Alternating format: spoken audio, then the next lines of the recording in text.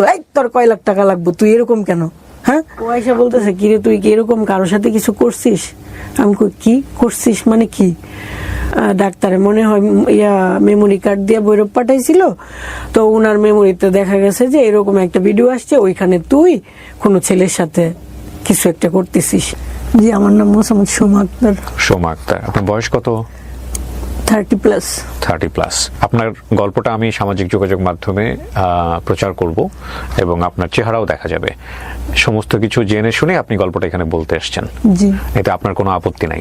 গল্প প্রচারের পরে যে কোনো ধরনের ইফেক্ট কিন্তু আমাদের যারা এখানে স্টোরি বলে দেন তাদের জীবনে পড়তে পারে, পজিটিভ ও নেগেটিভও।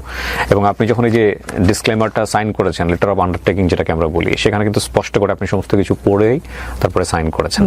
ঠিক আছে, খুবই গুরুত্বপূর্ণ একটা গল্প আজকের এই লাইফটা। আমি যতটুকু জানি, আমি আপনাদেরকে শুরুতেই আহ্বান জানাচ্ছি একটু মনোযোগ দিয়ে শোনার জন্য। জি, শুরু করুন। আমার আব্বা হচ্ছে সাইড কন্ট্রাক্টর, এইটার ভাটার যে কাঁচামাল পুরাই কাঁচামাল বানাই না, ওইটা সর্দারি করতো। আচ্ছা, তো 2-3টা ভাটা একসাথে কাজ করতো, প্রচুর টাকা ইনকাম করতো, কিন্তু মানে একটু অন্য নিশা ছিল, মানে জুয়া খেলতো আর কি। মাঝে মধ্যে দেখা যেত হাতে অনেক টাকা হয়ে গেছে, পরে কোনি নাই, কেউ একজন টান দিয়ে দিছে, জানে যে জাহাঙ্গীর একটু বুকা সুকা টান দিলে আজকে লাখ টাকা পাওয়া যাবো, টান দিয়ে নিয়ে যাইতো, হুট করে 1-1.5 লাখ টাকা রাত্রের বেলা দিয়ে এসে পড়তো। এগুলো আপনি নিজের চোখে দেখেছেন? কত এমনও বাড়ি ছিল যে একটা বাড়ি আমার আব্বা বানাইছে সেই 1998-97, যে ফকির মানুষ যদি ভিক্ষা নিতে আসতো বলতো উনি কি আমেরিকা থাকে বা আমি ইটালি থাকে, এত সুন্দর ঘর বানাইছিল। আবার দেখা গেল যে উনি বড় ধরনের একটা লস খাইয়ে ফেলছে, মানে ওই যে জোয়া টোয়া খেললা, এটার তো মানুষকে টাকা ফেরত দিতে হবে, এই বাড়ি আবার বিক্রি করে ফেললো। আবার দেখা গেল আমরা ছোট্ট একটা কোনো একটা থাকতেছি, এরকম আম্মা বাপের বাড়ি চলে গেল 6 মাসের জন্য, আমি আমার আব্বার সাথে ছোট ঘরে, মানে লাইফটা আজকে উপরে কালকে নিচে এরকম ভাবে কাটছে আর কি। যাক, তারপরে আমি যখন মেট্রিক পরীক্ষা দিব তখনও আমার আব্বা হুট করে আম্মার সাথে রাগ করে কই যেন চলে গেল। আম্মা খুব কষ্ট করে আমাদেরকে মানে পরীক্ষা দেওয়াইতেছে এইভাবেই আর কি। তো মেট্রিক পাস করলাম, করার পরে একটা গুঞ্জন, হ্যাঁ, আমাদের ঘরের পাশেই 3টা রুম ভাড়া দেওয়া ছিল, আমার কাকারা দিছিল। একটা ডাক্তার ছিল, একটা ওই টেলিফোনে যে কথা বলতো কি যেন বলে বার্তার দোকান, আরেকটা খলিফার দোকান ছিল। তো ওই যে ডাক্তারটা উনি হচ্ছে মানে খুব ভদ্রসদ্র, শ্যামলা, সুন্দর চেহারা, উনি আমাকে খুব আদর করতো, খুব, মানে উনি খুব ভালো। যেমন আপনি ধরেন, আপনি যেরকম দেখতে সুন্দর ভালো, আপনারা আমার এজের যেমন তফাৎ এই টাইপেরই। উনি আমার খুব আদর করতো। উনি বিবাহিত ছিল, 2টা সন্তান ছিল। এখন সবাই ভাবতো যে ওনার সাথে আমার প্রেম, আসলে ওনার সাথে আমার ওইরকম কোনো কিছুই না। আপনি ম্যাট্রিক পরীক্ষা দিয়েছেন এই সময়ের গল্প? হ্যাঁ, যখন পরীক্ষা উনি বিয়ে করে 2 বাচ্চা হয়েছে, তারপরেও আপনাকে নিয়ে সন্দেহ করতো? হ্যাঁ। ওনার ওয়াইফ কোথায় থাকতো? ওনার ওয়াইফ বাড়িতে, আমাদের চাইতে একটু সামনে ওনাদের বাড়ি, একটু দূরে। আর যে দোকানটা, সে দোকানটাকে আপনাদের বিল্ডিং? দোকান একেবারে আমাদের ঘরের একদম জাস্ট আমাদের বারান্দার উপরে এই ঘর তোলা। তো উনি আপনার সঙ্গে আদরের সম্পর্ক বলতে কি প্রয়োজন, মানে কেন এই সম্পর্ক? মানে সারাক্ষণ আমাদের ঘরেই তো, এই যে আমাদের দরজাটা এটা, ওনার দরজাটা এটা, মাঝখানে শুধু এতটুকু তফাৎ। তো যখন দেখতেছে আমি খুব ব্রিলিয়ান্ট ছাত্রী, খুব ভালো, সবাই মানে একটু ইয়ে করে, উনি বলতো তুই ডাক্তারি শিখ আমার কাছ থেকে, নাপা খায়, জ্বর আসলে এটা খাওয়াই ওইটা খাওয়াই, এরকম ভাবে। ডাক্তারের দোকান বলতে ওনার নিজের ডিসপেন্সারি বা এরকম কোনো কিছু? হাতুড়ি ডাক্তার আছে না, গ্রাম্য ডাক্তার, ওকে ফাইন, এটা আর কি। তো মানুষ এটা কিছুটা সন্দেহ করতো, আমিও মানে উঠতি বয়সের। তখন আমার ভাইকে সবাই বলল যে ডাক্তার মানে তোমাদের বাড়ির সামনে এখানে দোকান রাখা তো ঠিক না, দিয়ে দো, বাদ দিয়ে দো। তখন আমার কাকারারে বললে আব্বা দোকানগুলো ছাড়তে বইলা দিছে, ডাক্তারকে সরাই দিছে, ওই বাকিগুলো দোকানও ছাইরা দিছে যাতে কোনো সমস্যা না হয়। উনি চলে গেল, আমি এখান দিয়ে মেট্রিক পাস, ইন্টারমিডিয়েট পরীক্ষা দিয়ে দিছি, রেজাল্ট চলে আসছে। পরবর্তীতে ভার্সিটিতে আমার খুব ইচ্ছে ছিল যে জাহাঙ্গীরনগরে পরীক্ষা দেবো, যেহেতু আমার আব্বার নাম জাহাঙ্গীর, খুব ইচ্ছে ছিল। আর সবাই বলতো আমি খুব মেধাবী, আমি চান্স পাবো, এটা আমার ফ্রেন্ডরা বলতো। তো ওই সময় একটা ঘটনা, হুট করে আমি ভৈরব বাজার থেকে আসলাম, আসার পরে আমার এক ফ্রেন্ড বলতে পাশাপাশি একই বাড়ি, ওই বাড়ি এই বাড়ি, আমরা এক ক্লাসে পড়ি, ছোটবেলার যে সাথী থাকে ওইরকম আর কি। ও আইসা বলতেছে কিরে তুই কি এরকম কারোর সাথে কিছু করছিস? আমি কি করছিস মানে কি? এরকম ডাক্তারের হাতে, ডাক্তারে মনে হয় মেমোরি কার্ড দিয়ে ভৈরব পাঠাইছিল, তো উনার মেমোরিতে দেখা গেছে যে এরকম একটা ভিডিও আসছে, ওইখানে তুই কোনো ছেলের সাথে কিছু একটা করতেছিস এরকম। ডাক্তার? ওই যে ওই ডাক্তার। ওকে। প্রথম কথা হচ্ছে তার সাথে আমার একটা প্রেমের গুঞ্জন ছিল, আবার উনার এখানে মেমোরি ব্যাপারটা কিন্তু খুব ক্লোজ। তারপর আমি অবাক যে কি আসলেই তখন আমার ওইরকম কিছুই না, আমি যখন জানি আমার কিছু না তখন তো আমি অবাক হব।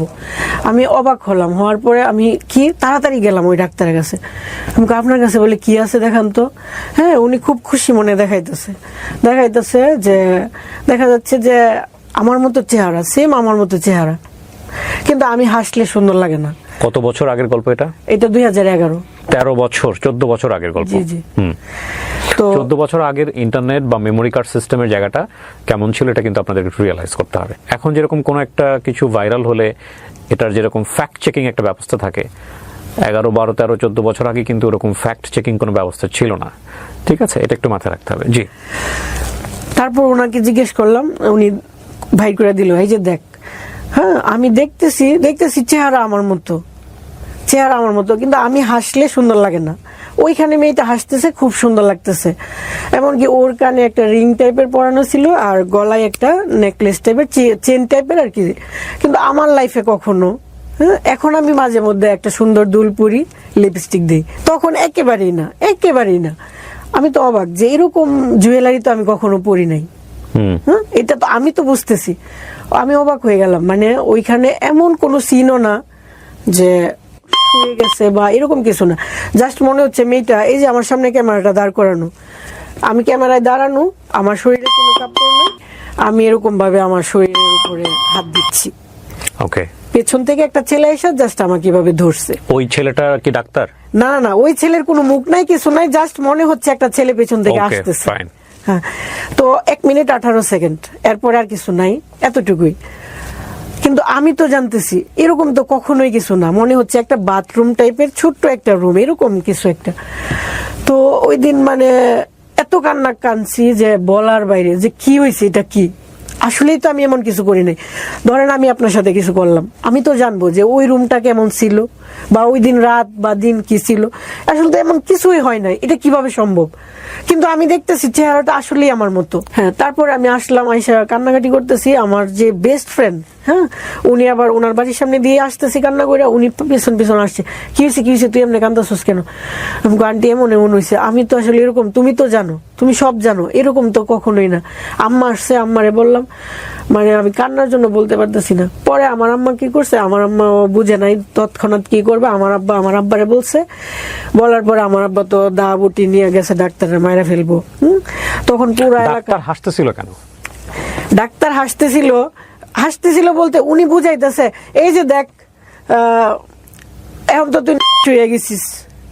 মানে ডাক্তার আপনাকে কষ্ট করতে চাইবে কেন? যে ডাক্তার এত আপনার সঙ্গে ভালো সম্পর্ক, সে আপনার না, আমি এখনো বলতেছি, যেহেতু এটা ভিডিও সবাই দেখবে, ডাক্তার কখনোই খারাপ লোক না, উনি খুবই ভালো, ভদ্র, ইনোসেন্ট খুব। কিন্তু উনি চাচ্ছে কি, উনি বুঝাইতেছে যে যেহেতু ভিডিওটা হয়েছে তার মানে আমি এমন কিছু করছি আর আমি হয়ে গেছি, আমি ভালো না। উনি বুঝাইতেছে যে তোরে তো আর কেউ বিয়ে করবো না, আচ্ছা ঠিক আছে আমি তোরে বিয়ে করবো। মানেটা কি? আপনার সঙ্গে যদি সম্পর্ক না থাকে, এখানে কয়েকটা বিষয় আছে, বিষয়গুলো যুক্তিতে আসতে হবে। হ্যাঁ। প্রথম কথা হচ্ছে, আপনার সঙ্গে যদি এরকম সম্পর্ক না থাকে, হুট করে তো উনি আপনাকে এরকম একটা ভিডিও দেখায় ব্ল্যাকমেইল করতে পারে না, যুক্তিতে আসতে হবে। নাম্বার 1। নাম্বার 2 হচ্ছে যে এই ভিডিওটা, খবরটা ডাক্তার আপনাকে দেখায়নি, খবরটা দিয়েছে অন্য আরেকজন। হ্যাঁ, ওই মেয়ে, তাই না? ওই মেয়েটা জানলো কিভাবে?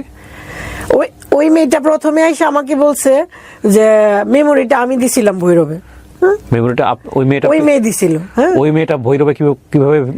মানে ওই যে ডাক্তার যে গাড়ি দিয়ে প্রতিনিয়ত আসা যাওয়া করে, ওষুধ মেডিসিন আনে, ওই ড্রাইভারের কাছে নাকি দিছে। ড্রাইভারের কাছে কেন দিবে ওনার মেমোরিটা? মানে দিছে মূলত ডাক্তার। কেন দিবে? মানে আমি আমার মেমোরি কার্ডটা আমার ড্রাইভারের কাছে কেন দিব? মানে যুক্তিতে আসি আর কি বিষয়টা। আমার তো ব্যক্তিগত একটা জিনিস মেমোরি কার্ড, আমি তো এটা আমার ড্রাইভারের কাছে দিতে পারি না, দেওয়ার কথা না। কিন্তু তাদের কথা ভাষ্যমতে ওই মেয়েটা জানলো কিভাবে? ওই মেয়েটার সাথে ডাক্তারের কি সম্পর্ক? আর এই মেয়েটার সাথে আপনার কি সম্পর্ক? যে মেয়েটা আপনাকে তথ্যটা দিয়েছে। ওই মেয়েটা আমার ক্লাসমেট, আমরা একসাথে পড়াশোনা করছি। ওকে। চাচাতো বোন, জ্যাঠাতো বোন। ওকে। তো এই মেয়েটার কাছে, ডাক্তারের ঘরের সামনেই ওই মেয়ের ঘর, ডাক্তার যেখানে আবার নতুন ঘর নিছে, ওর সামনের বিল্ডিংটাই ওদের বিল্ডিং। তো ওই মেয়েটা জানলো কিভাবে এরকম একটা ব্যক্তিগত ভিডিওর কথা? হয়তো বা ডাক্তার জানাইছে কি গো ইমন ইমন দেখলাম তোর বান্ধবীরে কই গিয়া, এরকমও হইতে পারে আমার যেটা ধারণা। আপনি ওকে জিজ্ঞেস করবেন না এত বড় একটা তথ্য এত বড় তুমি জানলে কিভাবে? হ্যাঁ হ্যাঁ, ও তো এটাই বলছে। ও আমারে প্রথম বলছে যে ও মোবাইলটা পাঠাইছে, যে কিন্তু আমি যখন আমার বাইরে বললাম, আমার ভাই বলতেছে যে একটা অবিবাহিত মেয়ে। হ্যাঁ, আপনি ভাইয়ের প্রসঙ্গে পরে আসেন, আপনার বাবা দা নিয়ে মারতে গেছে ওই জায়গাটা থেকে আমি যাব, কিন্তু একটা জিনিস হচ্ছে কি গল্পের কিছু গাঁথনি থাকে। জি হ্যাঁ, গল্পের গাঁথনির জায়গাতে আপনি যদি উপযুক্ত উত্তর দিতে না পারেন, আপনি যে কারণে এসেছেন আপনি সেই জায়গাতে সমালোচিত হবেন, এবং সেটা কিন্তু আপনি জেনে শুনে, আমার কাজ প্রশ্ন করা এবং সেই প্রশ্নের কোয়ারিটা জনগণের জায়গা থেকে যেভাবে আসবে সেভাবেই করা। কারণ আপনি বলতে চাচ্ছেন যে এইসব ঘটনার মধ্যে আপনি জড়িত ছিলেন না, তাই তো? পুরো ঘটনাটা আপনি যেভাবে বলছেন সেটাই সত্য। এখন কথা হলো যে যুক্তি থাকতে হবে তো, এত বড় একটা ঘটনা ঘটে যাচ্ছে, চাচাতো ভাই বোন যদি এসে আমাকে বলে যে তোর এরকম একটা জিনিস দেখলাম, তাহলে প্রথম কোয়ারি হবে যে তুই কই দেখছিস, কার কাছ থেকে পেলি? আপনি করছিলেন এই প্রশ্নটা? হ্যাঁ বলছি। সে কি বলছে? সে বলছে যে আমি পাঠাইছিলাম তো এখন মেমোরিটা ডাক্তারের কাছে আছে। আমি পাঠাইছিলাম বলতে ও নাকি মেমোরি দিছে গান টান উঠায় দেওয়ার জন্য। কে? আগে তো মেমোরি পাঠাইতো মানুষ গান বইরা দেওয়ার জন্য, ছবি বইরা দেওয়ার জন্য। ডাক্তার? না না, আমার ওই যে বান্ধবী। হ্যাঁ হ্যাঁ, বান্ধবী মেমোরি দিয়েছে গান ভরে দেওয়ার জন্য। তারপরে দেখেছে ওইখানে এটা ঢুকে গেছে এরকম ভাবে। এইখানে ডাক্তার একটা ভিডিওটা দিয়ে দিয়েছে। কে দিয়েছে সেই ভিডিও? মানে ওই যে দোকান থেকে ভিডিও দিয়ে দিয়েছে। দোকানে গিয়ে আপনারা জিজ্ঞেস করবেন না যে তুমি ভিডিওটা আরেকজনকে দিলা কেন?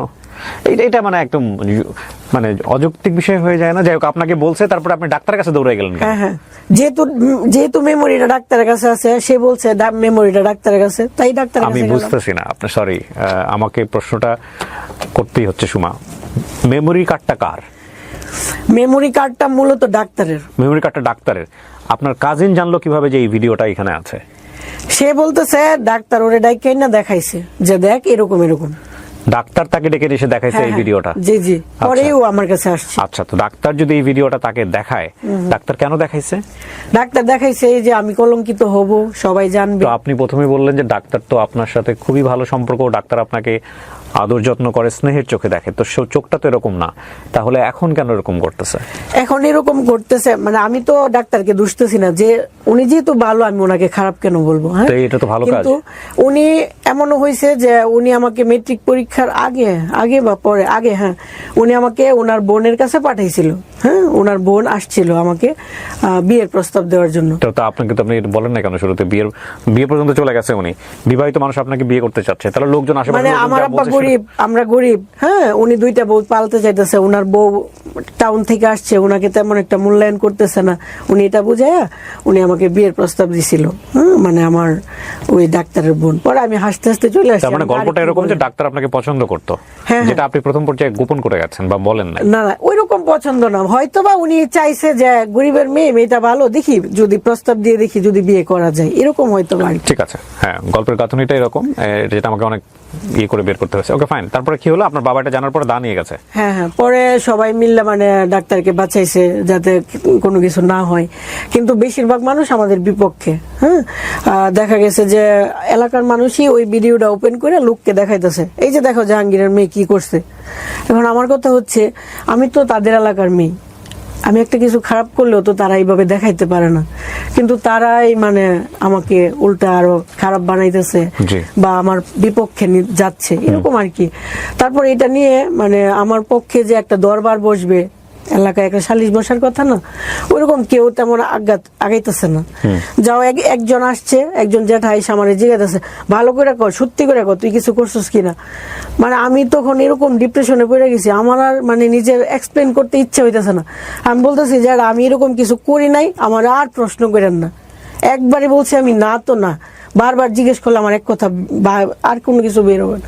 পরে উনি চলে গেল, উনি আমার আম্মারে বললো কি, এখন একটাই কথা যে তোমার মেয়ে তো বলতেছে এরকম কিছু করে নাই, আর ডাক্তারও আমরা কি কইতে পারি, এখন এক কাজ করা যায়, যদি দরবার করতে চাও তাহলে ডাক্তারের কাছে বিয়ে দিয়ে দিতে হইব। এখন তুমি কি বিয়ে দিতে চাও? তোমার আম্মা কইলো না, আমার মেয়ে আমি কোনোদিনই ওনার কাছে বিয়ে দিব না। তাইলে আর দরবার করো না, তাইলে চুপ থাকো। এরকম ভাবে গ্রামের মানুষ, সরল সোজা মানুষ বুঝে নিত, এইভাবে ব্যাপারটা ধামাচাপা দিয়ে দিল। আর অন্যান্য মানুষ সবাই ভাববা নিল যেহেতু ডাক্তারের সাথে আমার প্রেমের গুঞ্জন, অতএব ওনার সাথে আমি কিছু একটা করছি আর এটা লিক হয়ে গেছে। ব্যাপারটা গ্রামের মানুষেরও দোষ নাই, তারা সহজভাবে ইজিলি এটা মাইনা নিছে।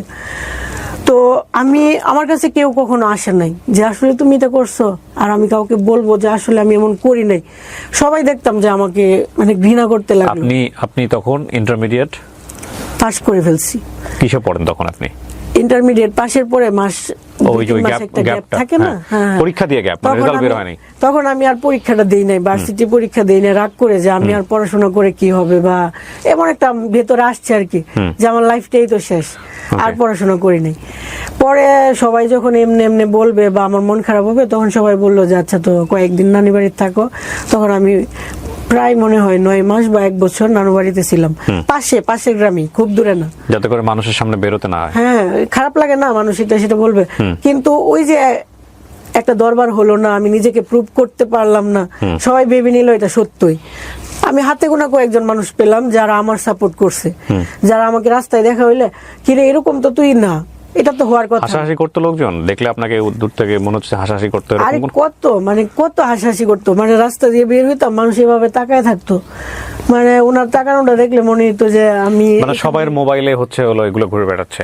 হ্যাঁ, এর মধ্যে একজন ফ্রেন্ড ছিল, নাম তমা, ও আমাকে বলতেছে সুমা আমি তো কোনোভাবে বিশ্বাস করতে পারতেছি না যে ভিডিওটা নকল, তুমি যেভাবে বলতেছো আমি অনেকবার জুম করে দেখছি জানো। তো আমার এখানে একটা তিল ছিল অনেক বড়, এখন রিমুভ করে ফেলছি। আমি তুমি আরেকটু জুম করে দেখো তো এখানে একটা তিল আছে কিনা।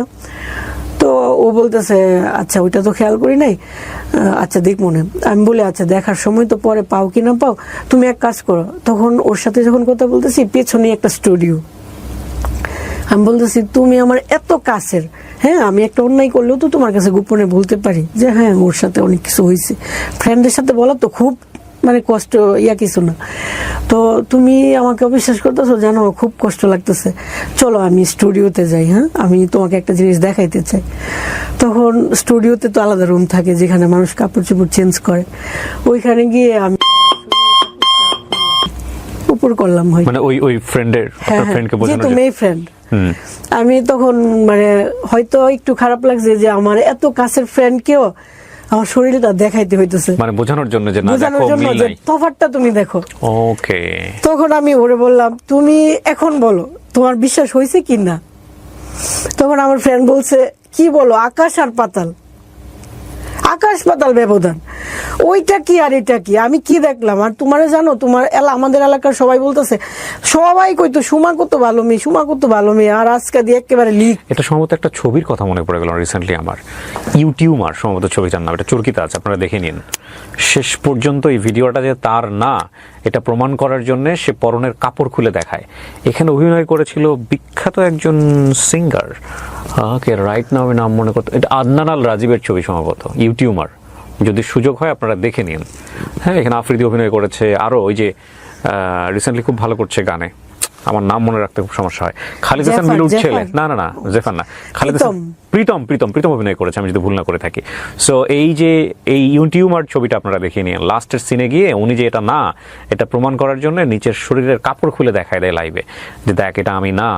হ্যাঁ, সো এই যে বিষয়টা দেখেন কত মিল, মানুষের জীবন আর ছবি কত মিল। হ্যাঁ, ওকে, তারপর তখন মানে আমার বান্ধবী মানে ওই যে আগে ভালোবাসতো ওইটা আবার ফেরত আসলো, যে এখন আমার বিশ্বাস হয়েছে। আমি এতদিন শুধু ভাবতাম সুমা কি করে এটা করলো, মানে ও আমাকে সবসময় বলতো হ্যাঁ যে প্রেম করো না তুমি, এত সরল সোজা, এত বোকা। হ্যাঁ, আজকে এত বড় একটা ঘটনা, মানে ব্যাপারটা অদ্ভুত লাগতো, তো আজকে আমি বিশ্বাস করলাম।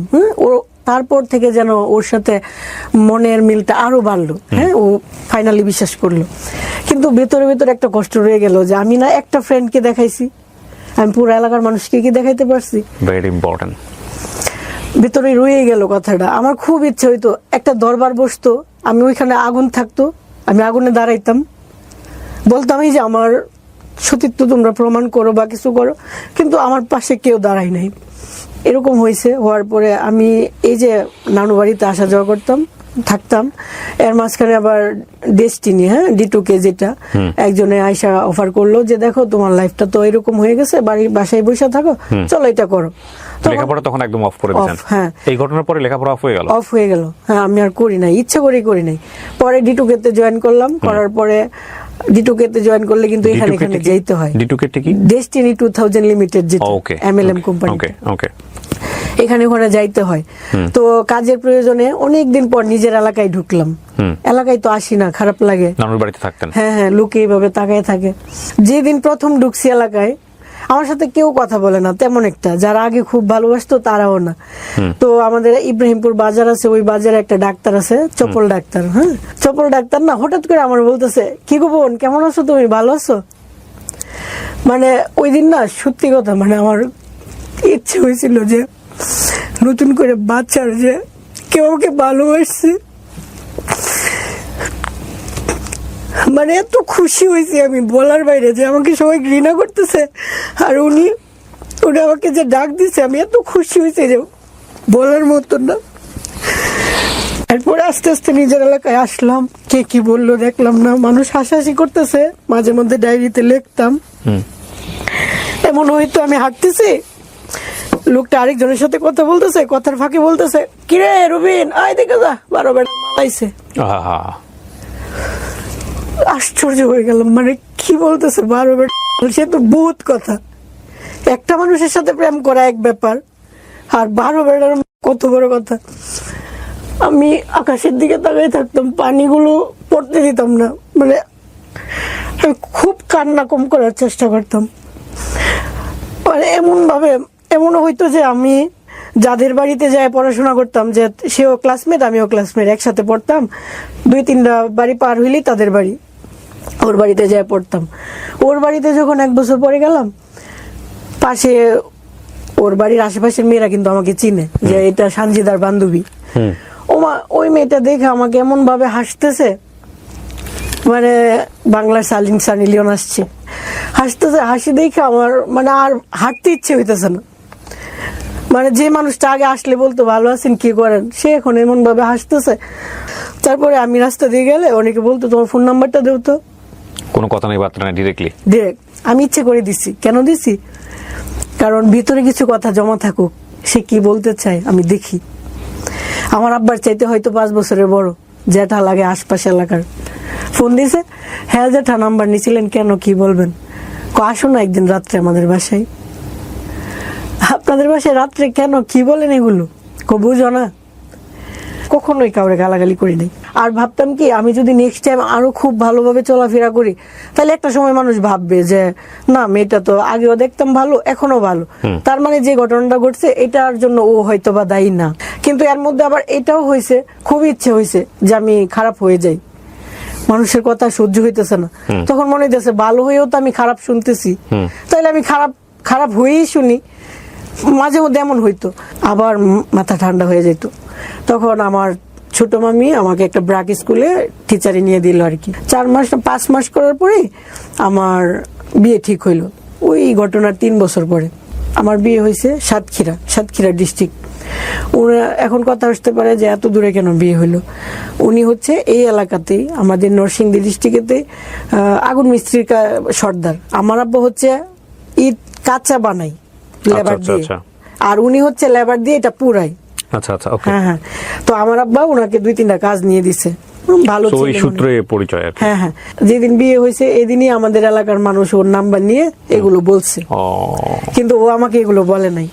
কিন্তু আমার ভেতর থেকে কেন জানি মনে হইতেছে যে আমার হাজবেন্ডকে আমার এটা বলা দরকার। বিয়ের 3 দিন পরে আমি বলতেছি, আপনি আমাকে একটু সময় দিবেন, আমি আপনাকে একটু কথা বলতে চাই। বলতেছে, কেমন কথা, ঘরে বলা যায় না? আমি কই না, একটু বাইরে যাইতে। তখন উনি আমাকে ওনার বাড়ির পাশেই মাঠে নিয়ে গেল রাতের 10টার সময়। হ্যাঁ, তো ওইখানে যাওয়ার পরে আমি ওনাকে সব বললাম, যে এরকম হয়েছে, পুরা এলাকার মানুষ জানে এটা সত্য, জাস্ট আমি জানি এটা মিথ্যা।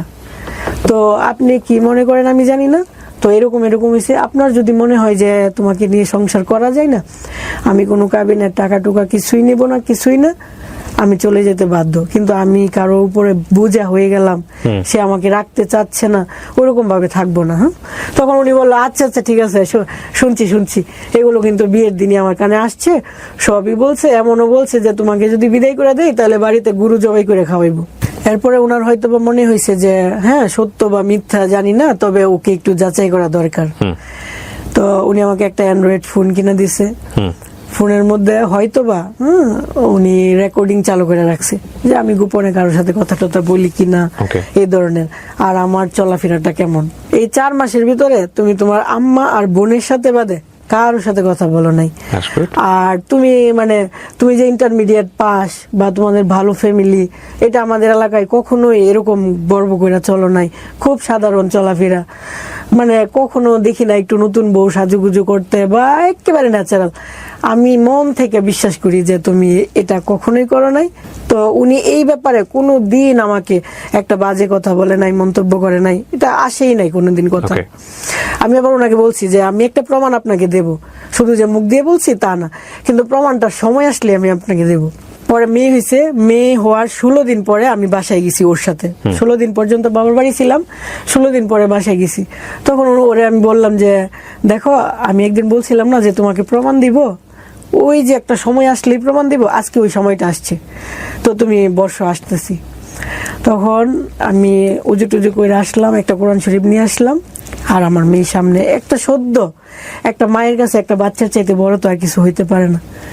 বাচ্চাটাকে কুলে নিলাম, কোরআন শরীফটা এক পাশে রাখলাম, ওরে বললাম জানি হয়তো বা আপনার মনে প্রশ্ন থাকতে পারে যে আসলে কি আমার বউ এটা করছে কিনা। এই যে আমার মেয়েটাকে ধরা, 16 দিনের একটা বাচ্চা, নিষ্পাপ বাচ্চা, এই বাচ্চাটাকে ধরা, আর আমার আব্বা আর আমার আম্মা আছে। যদি আমি ওই ঘটনার সাথে জড়িত থাকি, ওইটা যদি আমি হয়ে থাকি, তাহলে যেন আমার এই বাচ্চাটা, আমার আব্বা আর আম্মা আজকের ভিতরেই যেন মারা যায়। এরপরেও যদি তোমার ভিতর থেকে সন্দেহ দূর না হয়, আমার তো আর কিছু করার নাই। ঘটনার পরিক্রমায় এটা ওনার লাইফের ঘটনা, এবং উনি আসলে কি বোঝাতে চেয়েছেন সেটার জন্য উনি এটা বললেন, এবং আমরা এটা তুলে ধরছি। বাট এটা অনেকেই করেন, গ্রাম অঞ্চলে এটা প্রচলিত আছে। আমার এই গল্পগুলো আপামর জনসাধারণ যেহেতু শোনেন, সেই জায়গা থেকে আমি একটু সতর্ক করছি, এই ধরনের কসম কাটা একেবারেই নিয়ম নাই, এবং এটা এক ধরনের অপরাধ ধর্মীয়ভাবে, এবং এটাতে কিন্তু গুনাহ হয়। সো এটা করা যাবে না। কসম শুধু কাটতে হবে আল্লাহর নামে, এছাড়া কারো নামেই বা কোনো বস্তুর নামে, ইভেন কোরআন শরীফ ধরেও কসম কাটার কোনো নিয়ম নাই। জি বলেন। ঠিক আছে, আমরা একসাথে থাকতেছি, সংসার করতেছি ভালো, হঠাৎ করে দেখি ও কিসের যেন ট্যাবলেট খাই। হঠাৎ করে দেখলেন? হ্যাঁ। আচ্ছা, এতদিন কোনো কিছু ছিল না, হঠাৎ করে ট্যাবলেট খাচ্ছে। হ্যাঁ, তোমার কি হয়েছে, আপনার কি হয়েছে? তখন উনি বলতেছে যে আমার কিছু একটা হয়েছে, বড় একটা কিছু হয়েছে। আমি ভাবতাম এটা ইয়ার্কি মারতেছে। আচ্ছা, পরবর্তীতে একদিন যখন ছোট বাচ্চা রুমে রাখা, তো আমি একা একা বের হতে পারি না। ও ভাবছে আমি বের হব না, বাহিরে বৃষ্টি আসবে, সেজন্য আমার বাইরে থেকে কাপড় নেওয়ার জন্য বাইরে বের হইতেছে। আর ওই সময় ও বাথরুমে গোসল করতেছে, দরজাটা লাগাই নাই। আমি যাই দেখি যে ওর এই হাতে ঠিক এই জায়গাটাই মাংস নাই, এতটুকু গর্ত হয়ে গেছে, লাল। আমি তো অবাক, এটার জন্য আপনি মেডিসিন খাইতেছেন? আপনি তো আমারে বলেন নাই। পরে বলতেছে আজকে যেহেতু দেখে ফেলছো, তো দেখো, হাত বের করে দেখাইতেছে, ঠিক এতটুকু গর্ত হয়ে গেছে, ভিতর থেকে মাংস চলে আসতেছে। ওর হাতটা পুরা ছিল, ছোটবেলায় পুড়ে গেছিল, তো ওই পুরা মাংসের উপরে এভাবে চুলকানি দিতে যায়, ওই চুলকানোর জায়গাটা এরকম হয়ে যাইতেছে, ভিতর থেকে মাংস পুচে বাইরেতেছে। কিন্তু ও আমাকে দেখায় নাই, যেহেতু আমি নতুন বউ, আমি যদি চলে যাই। তারপর ওরে প্রতিদিন বলতাম যে চিকিৎসা করেন, ভালো ডাক্তার দেখান।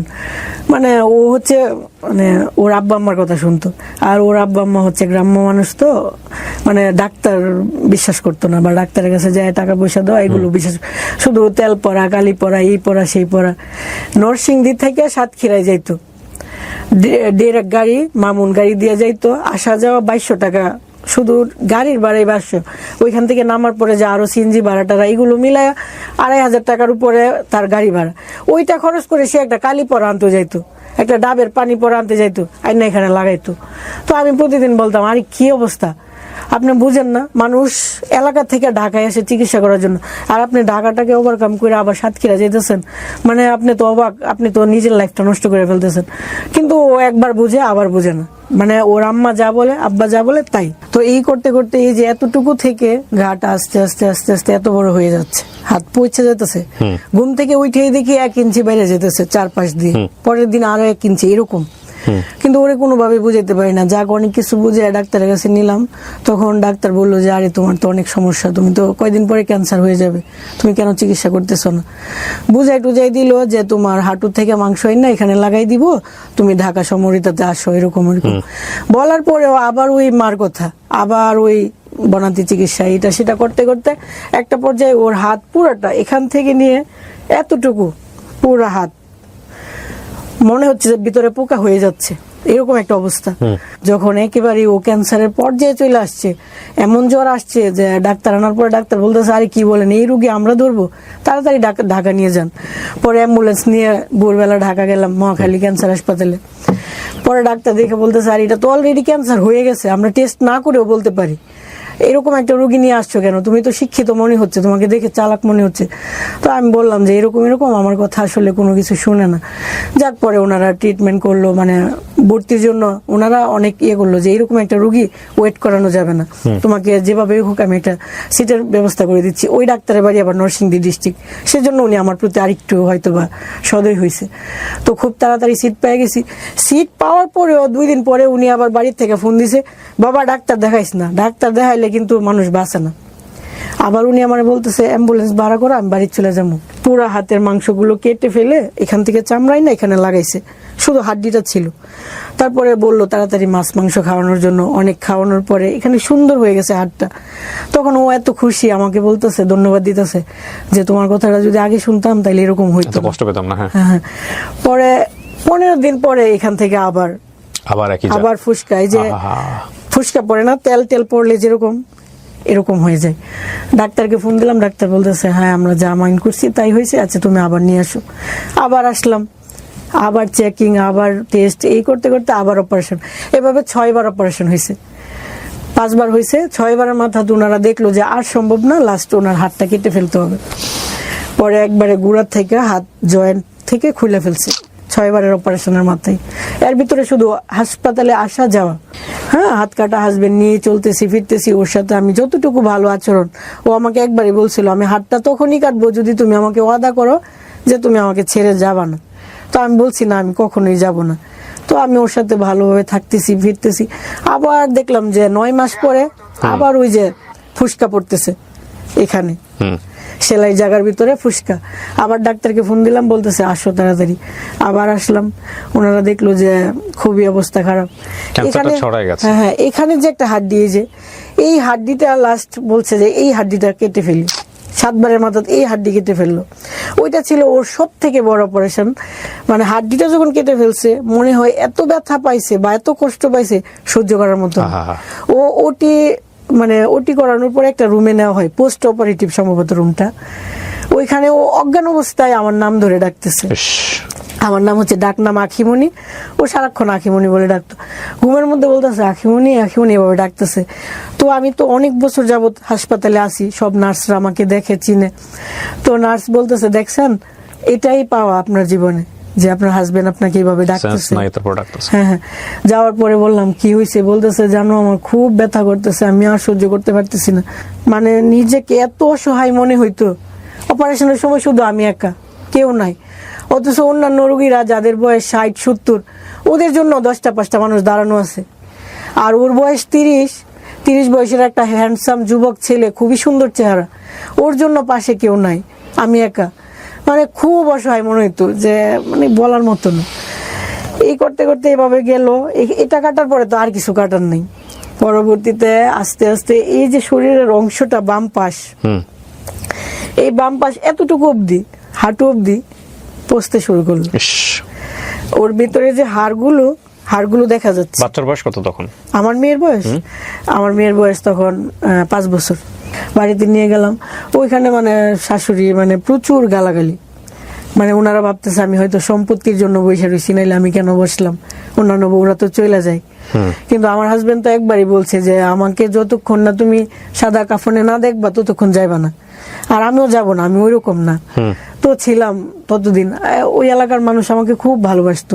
মে মাসের 11 তারিখ 2020 সাল, উনি সকাল 10টার সময় উনি শেষ নিঃশ্বাস ত্যাগ করে আর কি। বিয়ের কত বছরের মাথায়? 16 দিন কম ছিল, 6 বছর।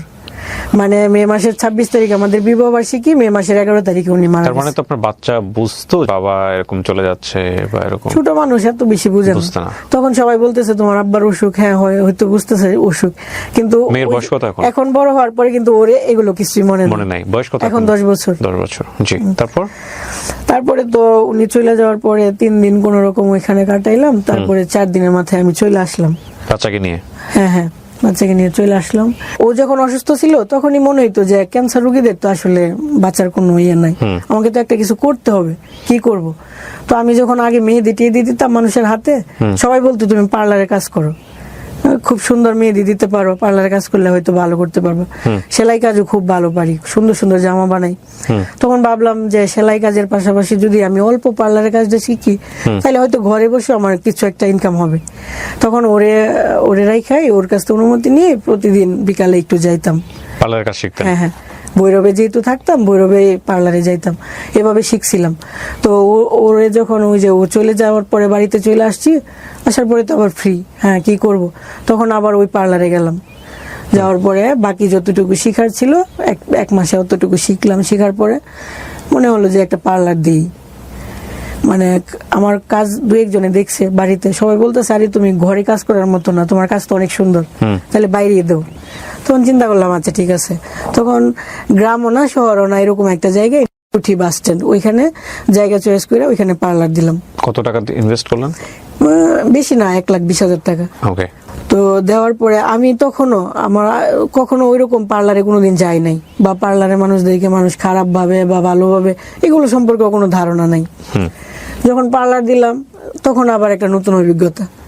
মানুষ ফোন দিতেছে, ফোন দিয়ে বলতেছে কি অবস্থা, কি করো, কেমন আছো, কত টাকা রেট নাও, এই নেও সেই নাও। মানে আমি তো আবার নতুন অভিজ্ঞতা, আরে কি বলে এগুলো। বা যখন দেখতো যে এরকম হইতেছে না, আমাকে কোনোভাবেই পড়াইতেছে না, লাস্ট মুহূর্তে গালি দিত, এই তোর কয় লাখ টাকা লাগবে, তুই এরকম কেন, হ্যাঁ তো কোনোভাবেই তোরে নিতে পারি না, বা এরকম বলতো। অবাক হয়ে গেলাম, মানে হাজবেন্ড মারা গেল, অসহায় অবস্থায় একটা কিছু করার জন্য দাঁড়াইছি, আবার ওইরকম বলি। মনে হইলো যে না, পার্লার যেহেতু দিছি, আর আমার হাজবেন্ড বলছিল যে তুমি যে কোনো একটা করো মন থেকে, আমি দোয়া করে গেলাম, আমি যেহেতু তোমাকে কিছু দিয়ে যাইতে পারি নাই, আমি তোমাকে দোয়া দিয়ে গেলাম। তো ওইটা চিন্তা করে থাকলাম যে লোকে যা বলে বলুক, হ্যাঁ আমি করতে থাকি। পেটে ভাত না গেলে তো আসলে আপনি ভাত নিয়ে দাঁড়াবেন না মানুষটার পাশে, কিন্তু আপনি কথা বলতে তো আসলে কোনো সমস্যা নাই, কথা বলতে পারি, আমরা করতে থাকি এভাবে আস্তে আস্তে। মানে আমারও পার্লার, আমরা আসলে জাতি হিসেবে খুবই পরশ্রী কাতর। একজন মানুষের উন্নতি দেখলে আমাদের সহ্য হয় না, আমরা ভেতরে ভেতরে দুমড়ে মুচড়ে যাই, এক ধরনের অসহায়ত্বে ভুগি। হ্যাঁ, মানে সে উন্নতি করে ফেলতেছে, এটা আমাদেরকে প্রচন্ড মনে কষ্ট দেয়। ঠিক আছে, আবার কারো অবনতি দেখলে উল্টা ফিলিংস হয় যে ঠিক আছে, একদম ভিতরে ভিতরে একদম অন্য রকমের একটা কি বলা যেতে পারে পার্শ্ববীয় আনন্দ হয়।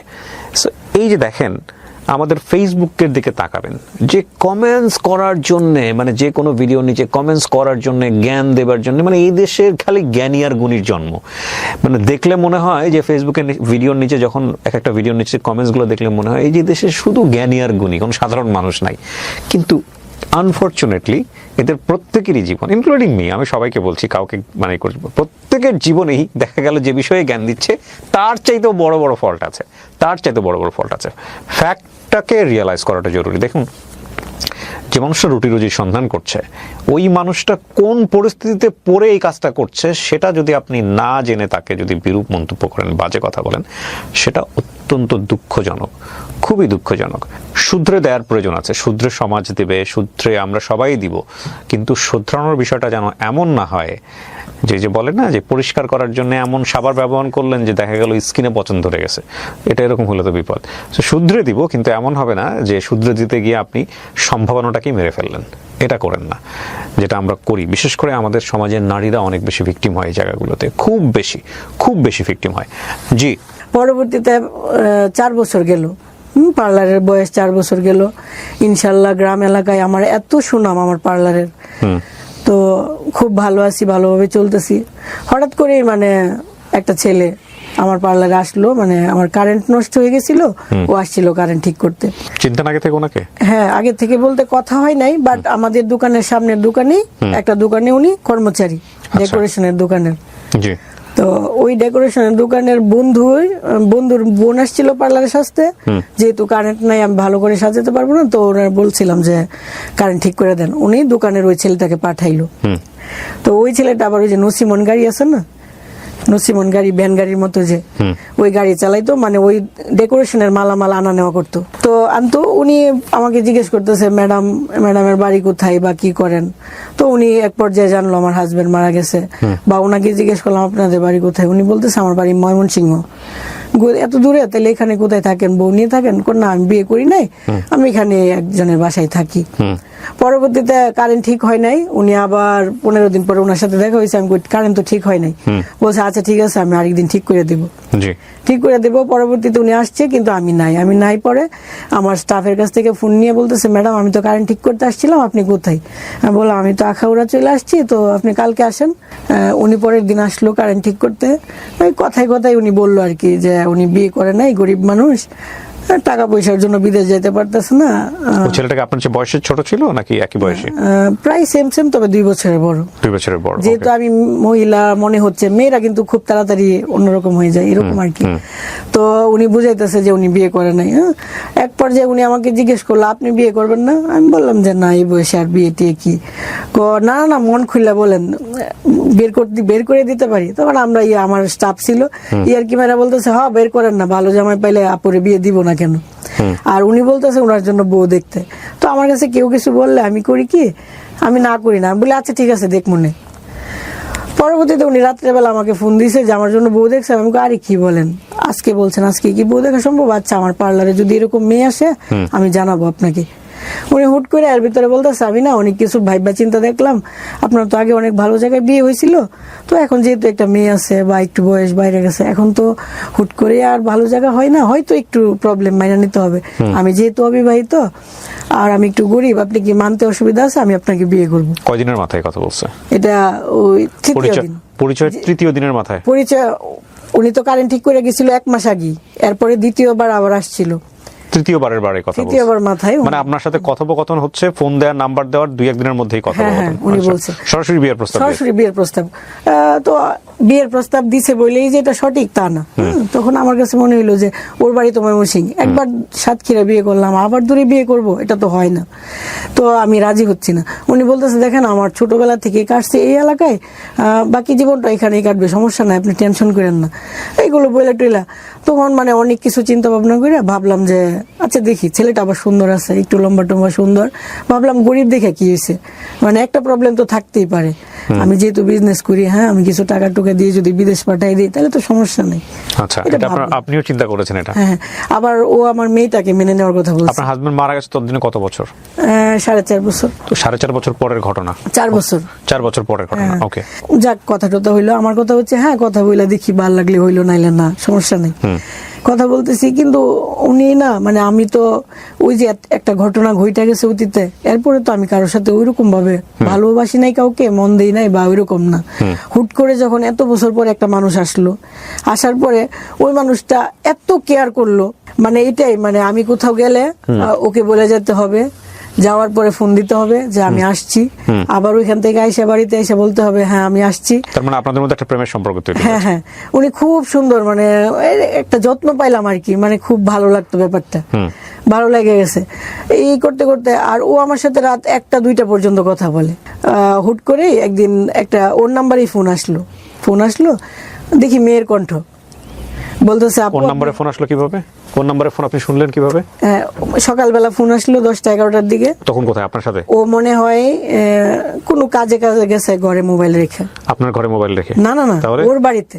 আচ্ছা, ওর বাড়িতে রেখে মেয়ে ফোন দিয়ে বলতেছে আপু আপনি এই নাম্বারে কেন কথা বলেন? আমি বলতেছি আপনি কি ওর ওয়াইফ? আমি ঠিক বুঝলাম না, মানে আপনি ফোন দিয়েছেন, কোন একটা মেয়ে ফোন ধরছে ওর নাম্বার? আমি ফোন দেই নাই, ওর নাম্বার থেকে আমার এখানে ফোন আসছে। আমি হ্যালো বললাম, দেখি ওর কণ্ঠ না মেয়ের কণ্ঠ। ওকে, যেহেতু মেয়ের কণ্ঠ, আমি প্রথমেই বললাম আপনি কি ওর ওয়াইফ? বলতেছে জি আমি ওর ওয়াইফ। কি বলেন, আপনি ওর ওয়াইফ? আচ্ছা আপনার বাড়ি কোথায়? বলতেছে আমার বাড়ি হচ্ছে রামনগর, শ্বশুর বাড়ি হচ্ছে মুসাপুর। আমি আপনার ছেলে মেয়ে আছে? হ্যাঁ আমার 2টা ছেলে মেয়ে আছে। এটা সম্পর্ক ওর কতদিন পরে? সম্পর্ক হওয়ার মনে হয় 15 বা 20 দিন। 20 দিনের মাথায়? হ্যাঁ। তখন মানে আমি একদম কান্না করতেছি, ভাত খাইতেছিলাম ফোন আসার সময়, তখন আমি ভাতে কিরা কাটলাম যে আর কখনো কোনোদিন কারোর সাথে কথা বলবো না। এরকম করলো মানুষটা আমার সাথে। তো আমার সামনে আমার স্টাফ আছে, ও বলতেছে আপু মানে বিশ্বাস হইতেছে না ভাইয়া এরকম। আচ্ছা ঠিক আছে ভাইয়া আসুক। 10-15 মিনিটের পরে আবার ওর নাম্বারে ফোন আসলো, আমি ধরতে চাইতেছি না, ও ধরছে। ভাইয়া আপনার ওয়াইফ ফোন দিয়েছিল, আপনি কি বিবাহিত? এরকম। আল্লাহ কে বলো সোনালি, ছি ছি ছি। আরে আমি ঘাস কাটতে যাইতেছি, তখন আমার বিয়ান বলতেছে, আমার বোনের, আমি তো বোনের বাসায় থাকি, আমার বিয়ান বলতেছে ভাই বলি ভাই ফোনটা দিয়া যান একটু ঘাটাঘাটি করি। তো যখন মেয়ের নাম্বার দেখছে তখন ও একটু প্যাস লাগাই দিছে। এখন ও বলতেছে বলি ভাই আজকে দিছি আপনার ফ্যাস লাগায়, আজ যে আপনার বাড়ি উলি দিব আপনার ফ্যাসা। মানে খুব সুন্দর করে ইজিলি মেনটেন করে ফেললো। আমি তো বিশ্বাস করতে পারতেছি না। একবার মনে হইতেছে ওই মহিলার কথা রাইট, আবার ও এমন ভাবে বলতেছে বুঝার উপায় নেই। তখন আমি ওরে বললাম ঠিক আছে তোমার বিয়ে নিয়ে আজকে যা আমার সাথে আবার কথা বলাইবা। রাতের বেলা বলতেছে বিয়ে তো শ্বশুর বাড়ি চলে গেছে। তখন আমি বললাম শ্বশুর বাড়ি কই? ওইখানে আমার নিয়ে যাইবা, আমার প্রমাণ চাই। এর ভিতরে বলতেছে আচ্ছা হঠাৎ করে তো একজনের শ্বশুর বাড়ি যাওয়া যায় না, ওর শ্বশুর যদি কিছু মনে করে ও আবার হয়তো 15 দিন পরে আসবো, মানে এরকম ভাবে বুঝাইতেছে। আর ও এমন ভাবে আমার সাথে কথা বলতেছে, বুঝার উপায় নাই যে ওর ওয়াইফ আছে, বাচ্চা কাচ্চা আছে। কথা বলতেছি, কথাবার্তা হইতেছে, সুন্দর রিলেশন। ও আমাকে বিয়ে করার জন্য পাগল হয়ে গেছে, বিয়ে করতে চাইতেছে। এখন আমি একবার বলতেছি বিয়ে করব নাকি না করব, এরকম ভাবে একটা সিদ্ধান্তে আসলাম যে আচ্ছা দেখি কি হয়। আমরা মনে করতেছি যে বিয়ের জন্য আগাবো। এই টাইমে হঠাৎ করে একজন আইসা বলতেছে কি যে আমার স্টাফকে বলতেছে তুমি যার সাথে প্রেম করো তার তো বউ বাচ্চা আছে। স্টাফ বলতেছে আরে আমি প্রেম করি না তো আপু, কি বলো ওনার বউ বাচ্চা আছে? আমি তো মানে অবাক, ওই যে আগে একটা ফোন, আজকে আবার এটা, ব্যাপারটা নিতে পারতেছি না। তখন আমি বললাম সজীব চল একটু তাড়াতাড়ি ওদের বাড়িতে যাই, খোঁজখবর নেই। ওরে নিয়ে, ওই মেয়েরে নিয়ে, আরো 5 জনকে নিয়ে রিক্সা দিয়ে গিয়া পুরা এলাকা ঘুরা ওর ছবি টবি দেখায়া লাস্ট মাগরিবের সময় জানতে পারলাম যে ওর বাড়ি এটা, ওর বউকেও দেখে আসলাম, বাচ্চা কাচ্চা দেখে আসলাম, সব দেখে আসলাম। বিবাহিত? হ্যাঁ। দেখার পরে তো ওকে বিয়ে করার প্রশ্নই আসে না। একে তো গরিব মানুষ, আরেকটা বউ বাচ্চা আছে, এখানে আমি কেন যাব? তো ওনার সাথে আমি কথা টথা বলতেছি না। উনি জোর কইরা হুট করে আমার পার্লারে ঢুকে গেছে। ঢোকার পরে আইসাই মানে বলাটা আসলে সুন্দর লাগে না, তারপরে পায়ে ধরে একবারে পা কোনোভাবেই ছাড়তেছে না। প্রায় 1 ঘন্টা কান্না করছে যে আমি তোমাকে বলতে পারি নাই। কেন বলতে পারি নাই? তোমার সাথে মিশার পরে আমি বুঝছি যে তুমি খুব ভালো।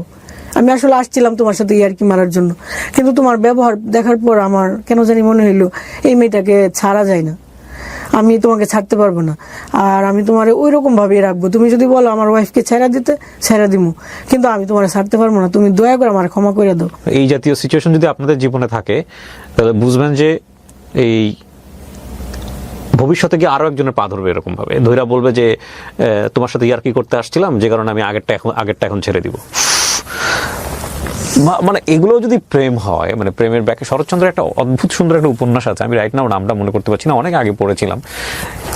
পুরো গল্পের টুইস্টটা এত অসাধারণ যে এত সুন্দর প্রেম, এত চমৎকার প্রেম, পুরো গল্প জুড়ে শুধু প্রেম প্রেম প্রেম প্রেম আর প্রেম। লাস্টের দিকে গিয়ে এত জঘন্য একটা সম্পর্ক, এবং সেটা আমার কাছে যখন পড়তে গিয়ে মনে হচ্ছে শরৎচন্দ্র তো অনেক কিছু পড়েছে ওই সময়, শরৎচন্দ্র এইভাবে লিখলো মানে প্রেমের মধ্যে চুলাচুলি অবস্থা, একজন আরেকজনের মাথার চুল টান দিয়ে ছেড়ে ফেলছে, এত জঘন্য অবস্থা। This is also love, definitely. But love যদি এথিক্সের উপরে উঠে যায়, যুক্তির উপরে উঠে যায়, সেখানে সবসময় একটা কথা মনে রাখা উচিত যে লাভ ইমোশন দ্বারা রান হয়, এবং ইমোশন কখনোই পার্মানেন্ট না, never ever, but ethics permanent, এবং এইটা আপনাকে একসময় ভোগাবে, ডেফিনেটলি ভোগাবে। আমি জানি না ওনার জীবনে কি হয়েছে, একটু শুনি তারপর। হ্যাঁ, আমার তো কথা হচ্ছে ওকে আমাকে এখান থেকে সরাতে হবে। তখন আমি বলতে আচ্ছা ঠিক আছে আমি তোমাকে বিয়ে করব, কিন্তু ও বলতেছে আর এটা তো তুমি আমাকে এখান থেকে সরানোর জন্য বলতেছো, আমি যাওয়ার পরে আবার ফোন দিয়ে বলবা এটা সেটা আমি জানি, তুমি আমার কথা দেবো, এরকম ভাবে যাক আমি ওরে সরাই দিলাম। পুলিশে ধরা দেননি কেন? হ্যাঁ, ওকে পুলিশে ধরা দেওয়া উচিত ছিল। হ্যাঁ, এটাই তো আমার ভুল। তারপরে কি করলেন? হ্যাঁ, পরবর্তীতে ওর সাথে আমার আর কোনো যোগাযোগ নাই। ও গেছে শেষ পর্যন্ত দোকান থেকে? হ্যাঁ, দোকান থেকে গেল নাকি আপনাকে বিয়ে করে যাবে তারপরে? হ্যাঁ, আমাকে যেভাবে ওকে রাজি করাবে আমি বললাম যে ঠিক আছে, মানে তাড়াতে হবে তো। তারপরে 4-5 দিন ফোন দিই না, আর ওর মনে হয় ওইখান থেকে প্রচুর চাপ দিচ্ছে, ও ফোন দেয় না, আমিও দিই না। না দেওয়ার পরে 5 দিনের মাথায় বলতেছে দেখলাম কি হইতেছে, 4 দিন ফোন দিছি না, 4 দিন তুই আমারে ফোন দিছস না, তুই ভাবছস কি তুই আমারে ছেড়ে যাবি গা? মানে দুনিয়া উলট ফালট করে এলাম, ও যেমনি হোক তুই আমার বউ হইতি না। মানে বুঝাইতেছে কত ভালোবাসা এরকম এসে। এরপরে দেখলাম যে ও ব্ল্যাকমেল করতেছে, হ্যাঁ আমি হিজড়ারে দিয়ে তোরে উঠাই নিয়ে যাবো, হিজড়ারা আইসা বলবো যে মানে এরকম ভাবে হিজড়ারে যে আমার ফোন নাম্বার দিছে, আমার ডিটেলস দিছে, এটা আবার দেখাইছে আমাকে এই মুহূর্তে। হিজড়ারা কি করবে এখানে? হিজড়ার পার্টির সাথে ওর সঙ্গে পঙ্গা আছে। হিজড়ারা আইসা আমাকে বলবে যে আপু একটা বউ সাজাবেন, কত টাকা? আমি যদি বলি 5,000 ধরে 6,000, হ্যাঁ ওনারা রাজি, আমাকে চেঞ্জি করে নিয়ে যাবে, নেওয়ার পরে ওর হাতে তুলে দিবে, আমাকে বিয়ে করবে। ও বুঝাইতেছে যে বাণিজ্য থাকতে কি বিয়ে করবি নাকি না, এরকম ভাবে বুঝাইতেছে। এর পরবর্তীতে যাক আমি ওই যে আমার পার্লারে যে মেয়েটা ছিল ওকে নিয়ে ওর বাড়িতে গেলাম সকালবেলা একদিন, যে ওর বাড়িতে জানাই দিই, তাহলে তো ওরা যখন আরো চাপ দিবে তাহলে ছেলেটা সইরা যাবে। ওইখানে যাওয়ার পরে ওর বউকে বললাম যে আপু একটু ভেতরে আসবো, আপনার সাথে একটু কথা বলবো। বলতেছে আচ্ছা আসেন। তো বললাম যে আপু এমন এমন এই করছে, আপনি যদি ওই দিন আমার ফোন নাম্বারটা রাখতেন আর পরবর্তীতে আমাকে বলতেন যে আপু ওকে আর নেক্সট টাইম ফোন দিছে, তাহলে আর আজকে এত কিছু হইতো না। আপনিও বলেন না, আর ও আমাকে এভাবে এভাবে আগাই নিছে, বোঝার উপায় ছিল না। আচ্ছা যাই হয়েছে হয়েছে, ক্ষতি হইলে আমার হয়েছে, সমস্যা নাই, তবে আমি আপনার হাজবেন্ডকে কখনোই বিয়ে করব না, আপনি নিশ্চিত থাকেন। ওর বুকটার মধ্যে হাত দিয়ে আমি এভাবে সান্ত্বনা দিছি। উনিও কান্না করতেছে যেহেতু হাজবেন্ড এরকম করতেছে, আমি সান্ত্বনা দিছি সমস্যা নাই, আমি কখনোই বিয়ে করব না। এটা এগুলো বইলা সান্ত্বনা দিয়ে আমি চলে গেছি। রাস্তায় যাওয়ার পরে উনাকে ফোন দিয়ে আবার নিয়ে আসছে, এই বাড়িতে মহিলা আসছে, তুই তাড়াতাড়ি আয়। উনি আইসা দেখে আমি রাস্তায়, হ্যাঁ তুই আবার নয়সস বিচার দেওয়ার লেগে, আবার আমাকে ব্যাকে বাড়িতে আনছে। সবাই বলতেছে এখন যদি আপনি ওর সামনাসামনি থেকে সমাধান না করেন তাহলে ভাববো আপনি দোষী। আবার তো আমাকে ঘরে আসতে হয়েছে, আবার ঘরে আসলাম। ঘরে ঢুকা মাত্রই ওর ওয়াইফ ওর কলারে ধইরা আপরাইছে। মানে সে হোক না খারাপ, আমি তো তার একদিন হলেও ভালোবাসছি। আমার এটা দেখে আবার একটু খারাপ লাগলো যে ছেলেটা আসলে অসহায়। ওই যে আমাকে বলছিল যে আমি আমার ওয়াইফের দ্বারা সুখ পাইতেছি না, হ্যাঁ, আমার খুব খারাপ লেগে গেছে। একবার মনে হচ্ছে বিয়ে করে দেখাই দিই। আবার ওর ওয়াইফ একটা ভুল করছে কি, আমি তো তাকে সান্ত্বনা দেওয়ার জন্য আসছি বা ওকে কনফার্ম করার জন্য আসছি, আমি বিয়ে করব না। উনি আবার আমার সামনে বলতেছে আজকে বিয়েটা পরেই দিমু, এই করবো সেই করবো, মানে যেগুলো আমার উপরে আঘাত লাগতেছে। যেহেতু আমি ওনার ভালোর জন্য ওনার বাড়িতে আসলাম, উনি তো আমাকে আঘাত দিয়ে কথা বলতে পারে না, আমাকে আঘাত দিতেছে, আমার খারাপ লাগতেছে। আবার ওকে মারলো, দুইটা ব্যাপার খারাপ লাগতেছে। মনে হয়েছে বিয়ে করে দেখাই দিই। একবার জিদ আসতেছে, আবার মনে হইতেছে দূর কি দরকার আছে, ওর যা হয়েছে হয়েছে, মানে মনটাকে বারবার বুঝাইতেছি। একবার এই পাশে, কিন্তু আপনি প্রথম বউয়ের জায়গায় থাকলে আপনি কি করতেন? এটা তো সবাই না, ওই মেয়েটার তো দোষ না, আমি তো বলতেছি তারপরে চলে গেল, এরকম ভাবে হইলো।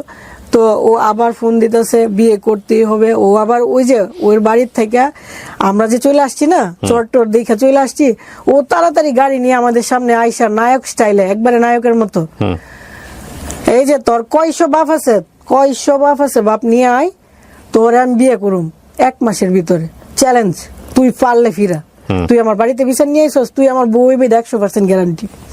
মানে ফিল্ম স্টাইল এরকম ভাবে বইলা গেল। যাক আইসা পড়লাম, ওনার সাথে কথা বলতে চাইতেছি না বা এরকম এরকম। উনি আবার বলতেছে বিষ খাই মরা যা মগা, আমার ছেলেটারে তুই দিস, তোর জন্য মরে যাচ্ছি, এই সেই।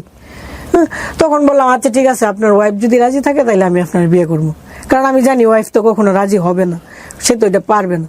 তখন ও আমার বলতেছে কি, ওয়াইফের তো রাজি করে ফেলছি, আজকে রাতে বলছি যে আমাদের বিয়ে হয়ে গেছে, তো তুমিও কালকা বইলো ফোন দিয়া যে আমাদের বিয়ে হয়ে গেছে, দেখো কি হয়। তখন আমি ওনারে বললাম কি আপু আমাদের তো বিয়ে হয়ে গেছে, তো আপনি মানে যদি পারেন আমার ক্ষমা করে দিয়েন, আমার হাতে আর কিছু করার ছিল না, আমাদের বিয়ে হয়ে গেছে, তো আমরা আসেন মিলা টিলা চলি এরকম ভাবে। আমি যেহেতু অনেক টাকা ইনকাম করি, আমাকে এত টাকা পয়সা দেওয়া লাগবে না, জাস্ট ছায়া হিসেবে থাকলো বা এইভাবে বললাম, দেখলাম উনি কি বলে।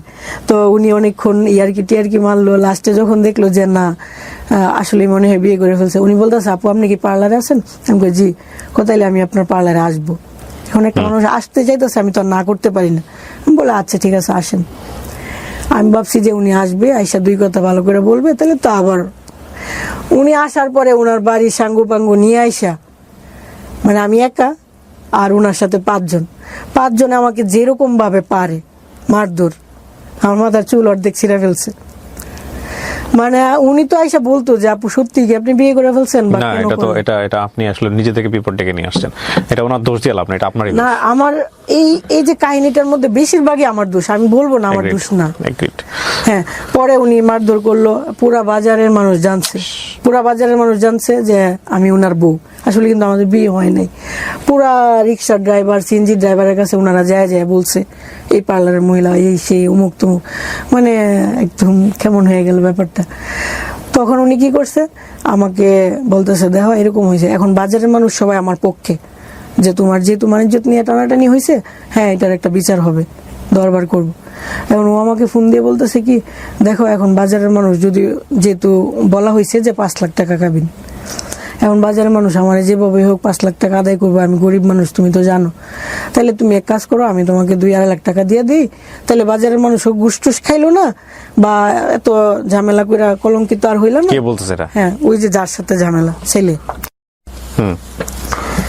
পরে বললো তুমি আমাদের বাড়িতে আসো, আমার আব্বা বলছে যে তোমাকে 2-2.5 লাখ টাকা দিয়ে এটার ঝামেলা মিটাই। বিয়ে হননি তো 2.5 লাখ টাকা কেন নিবেন? সবাই তো জানতেছে আমার বিয়ে হয়েছে। হ্যাঁ, তো সবাইকে বলে দেন আমরা টাকা নিয়ে নিচে কাবিনের শেষ।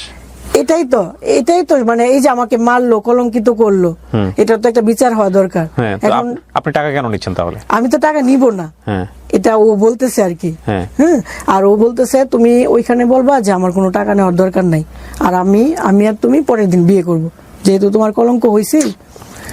হ্যাঁ, এখানে আমার দোষ আছে, আমি বলতেছি। জি। যেহেতু ওনারা আমাকে মারধর করছে, তখন আমি জিদের বসে আমার মনে হয়েছে যে বিয়ে করা দরকার, সুখ পাইলে পাইলাম, না পাইলে নাই, বিয়ে করব, মারলো কেন। পরে উনি আমাকে বাড়িতে নিয়ে উনি আমাকে বুঝাইছে কি, আর যাই দেখি ওইখানে উকিল আসে, উকিল না কি যেন বলে, কাজী, ডিভোর্স দেওয়া হবে। হ্যাঁ, আমি তো দেখি অবাক যে কি হইলো, মানে উনি আমার সাথে বিশ্বাসঘাতকতা করছে, ওই দিন থেকে ফার্স্ট শুরু। উনি আমাকে সিগনেচার দেওয়াইলো, উনি সিগনেচার দিল, মানে সবাই বুঝলো বিয়ে ছাড়া ডিভোর্স। হ্যাঁ, বিয়ে ছাড়া ডিভোর্স, সবাই বুঝলো ডিভোর্স হয়ে গেছে, উনিও মুক্ত। ওনারা ডিভোর্সের সময় কাবিননামা চায় নাই কাজী?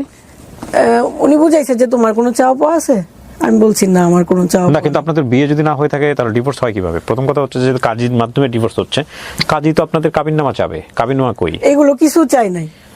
হ্যাঁ, উনি তো চাইলে তো এটার ব্যাখ্যা হইতো, উনি কিছুই চাই নাই, উনি জাস্ট আমাকে নাম লেখাইতেছে, এমনকি আমার আইডি কার্ডের ফটোকপিও চাই নাই। আমি ইচ্ছা করে একটা সালিশের মধ্যে? হ্যাঁ, আমি ইচ্ছা করলে একটা ভুল নামও দিয়ে আসতে পারি, ওইখানে কোনো কিছুই চাইতেছে না, আমাকে জাস্ট সবাই বুঝাইতেছে যে হ্যাঁ হ্যাঁ ছাড়াছাড়ি হয়ে গেছে, বউ খুশি, বাপ মা খুশি, সবাই খুশি, লেখালেখি হয়ে গেল। আমি এত রাত্রে কিভাবে বাড়িতে আসবো? আমাকে কেউ মাথায় হাত দিয়ে সান্ত্বনাও দেয় নাই যে মা তুমি আমাদের জন্য এত কিছু করলা, বিয়ে হয়েছে, বিনা টাকায় আমার এখান থেকে চলে যাইতেছো, বা তোমার কলঙ্ক হয়েছে, এই ধরনের কোনো কথা না। আমি বাড়ি থেকে বের হবো কি করে, লজ্জা লাগতেছে, ওনারা কেউ হেল্পও করতেছে না। লাস্ট মুহূর্তে একজনে বলতেছে ওনার একটা গাড়িতে উঠাই দো, পরে রিক্সা দিয়ে বাড়িতে চলে আসলাম। তো বাড়ির সবাই কেউ এগুলো কিছুই জানে না, যা কিভাবে গেল। এখন আমার মাথায় তো ভূত চাপছে যে এখন আমার বিয়ে করা লাগবে, যেহেতু উনি আমার সাথে 2 নাম্বারই করছে।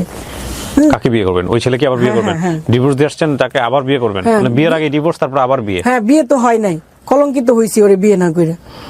তখন পরবর্তীতে বিকেল বেলা ও আমাকে ডেট দিছে, আমি বিকালে আসবো, বিকাল হয়ে যেতেছে, তেমন একটা আসার সম্ভাবনা নাই। তখন ওর এক ফ্রেন্ডে ফোন দিছে যে কি অবস্থা, কি খবর।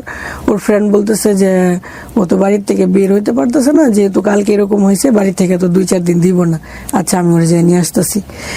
ওরা আবার নিয়ে আসলো।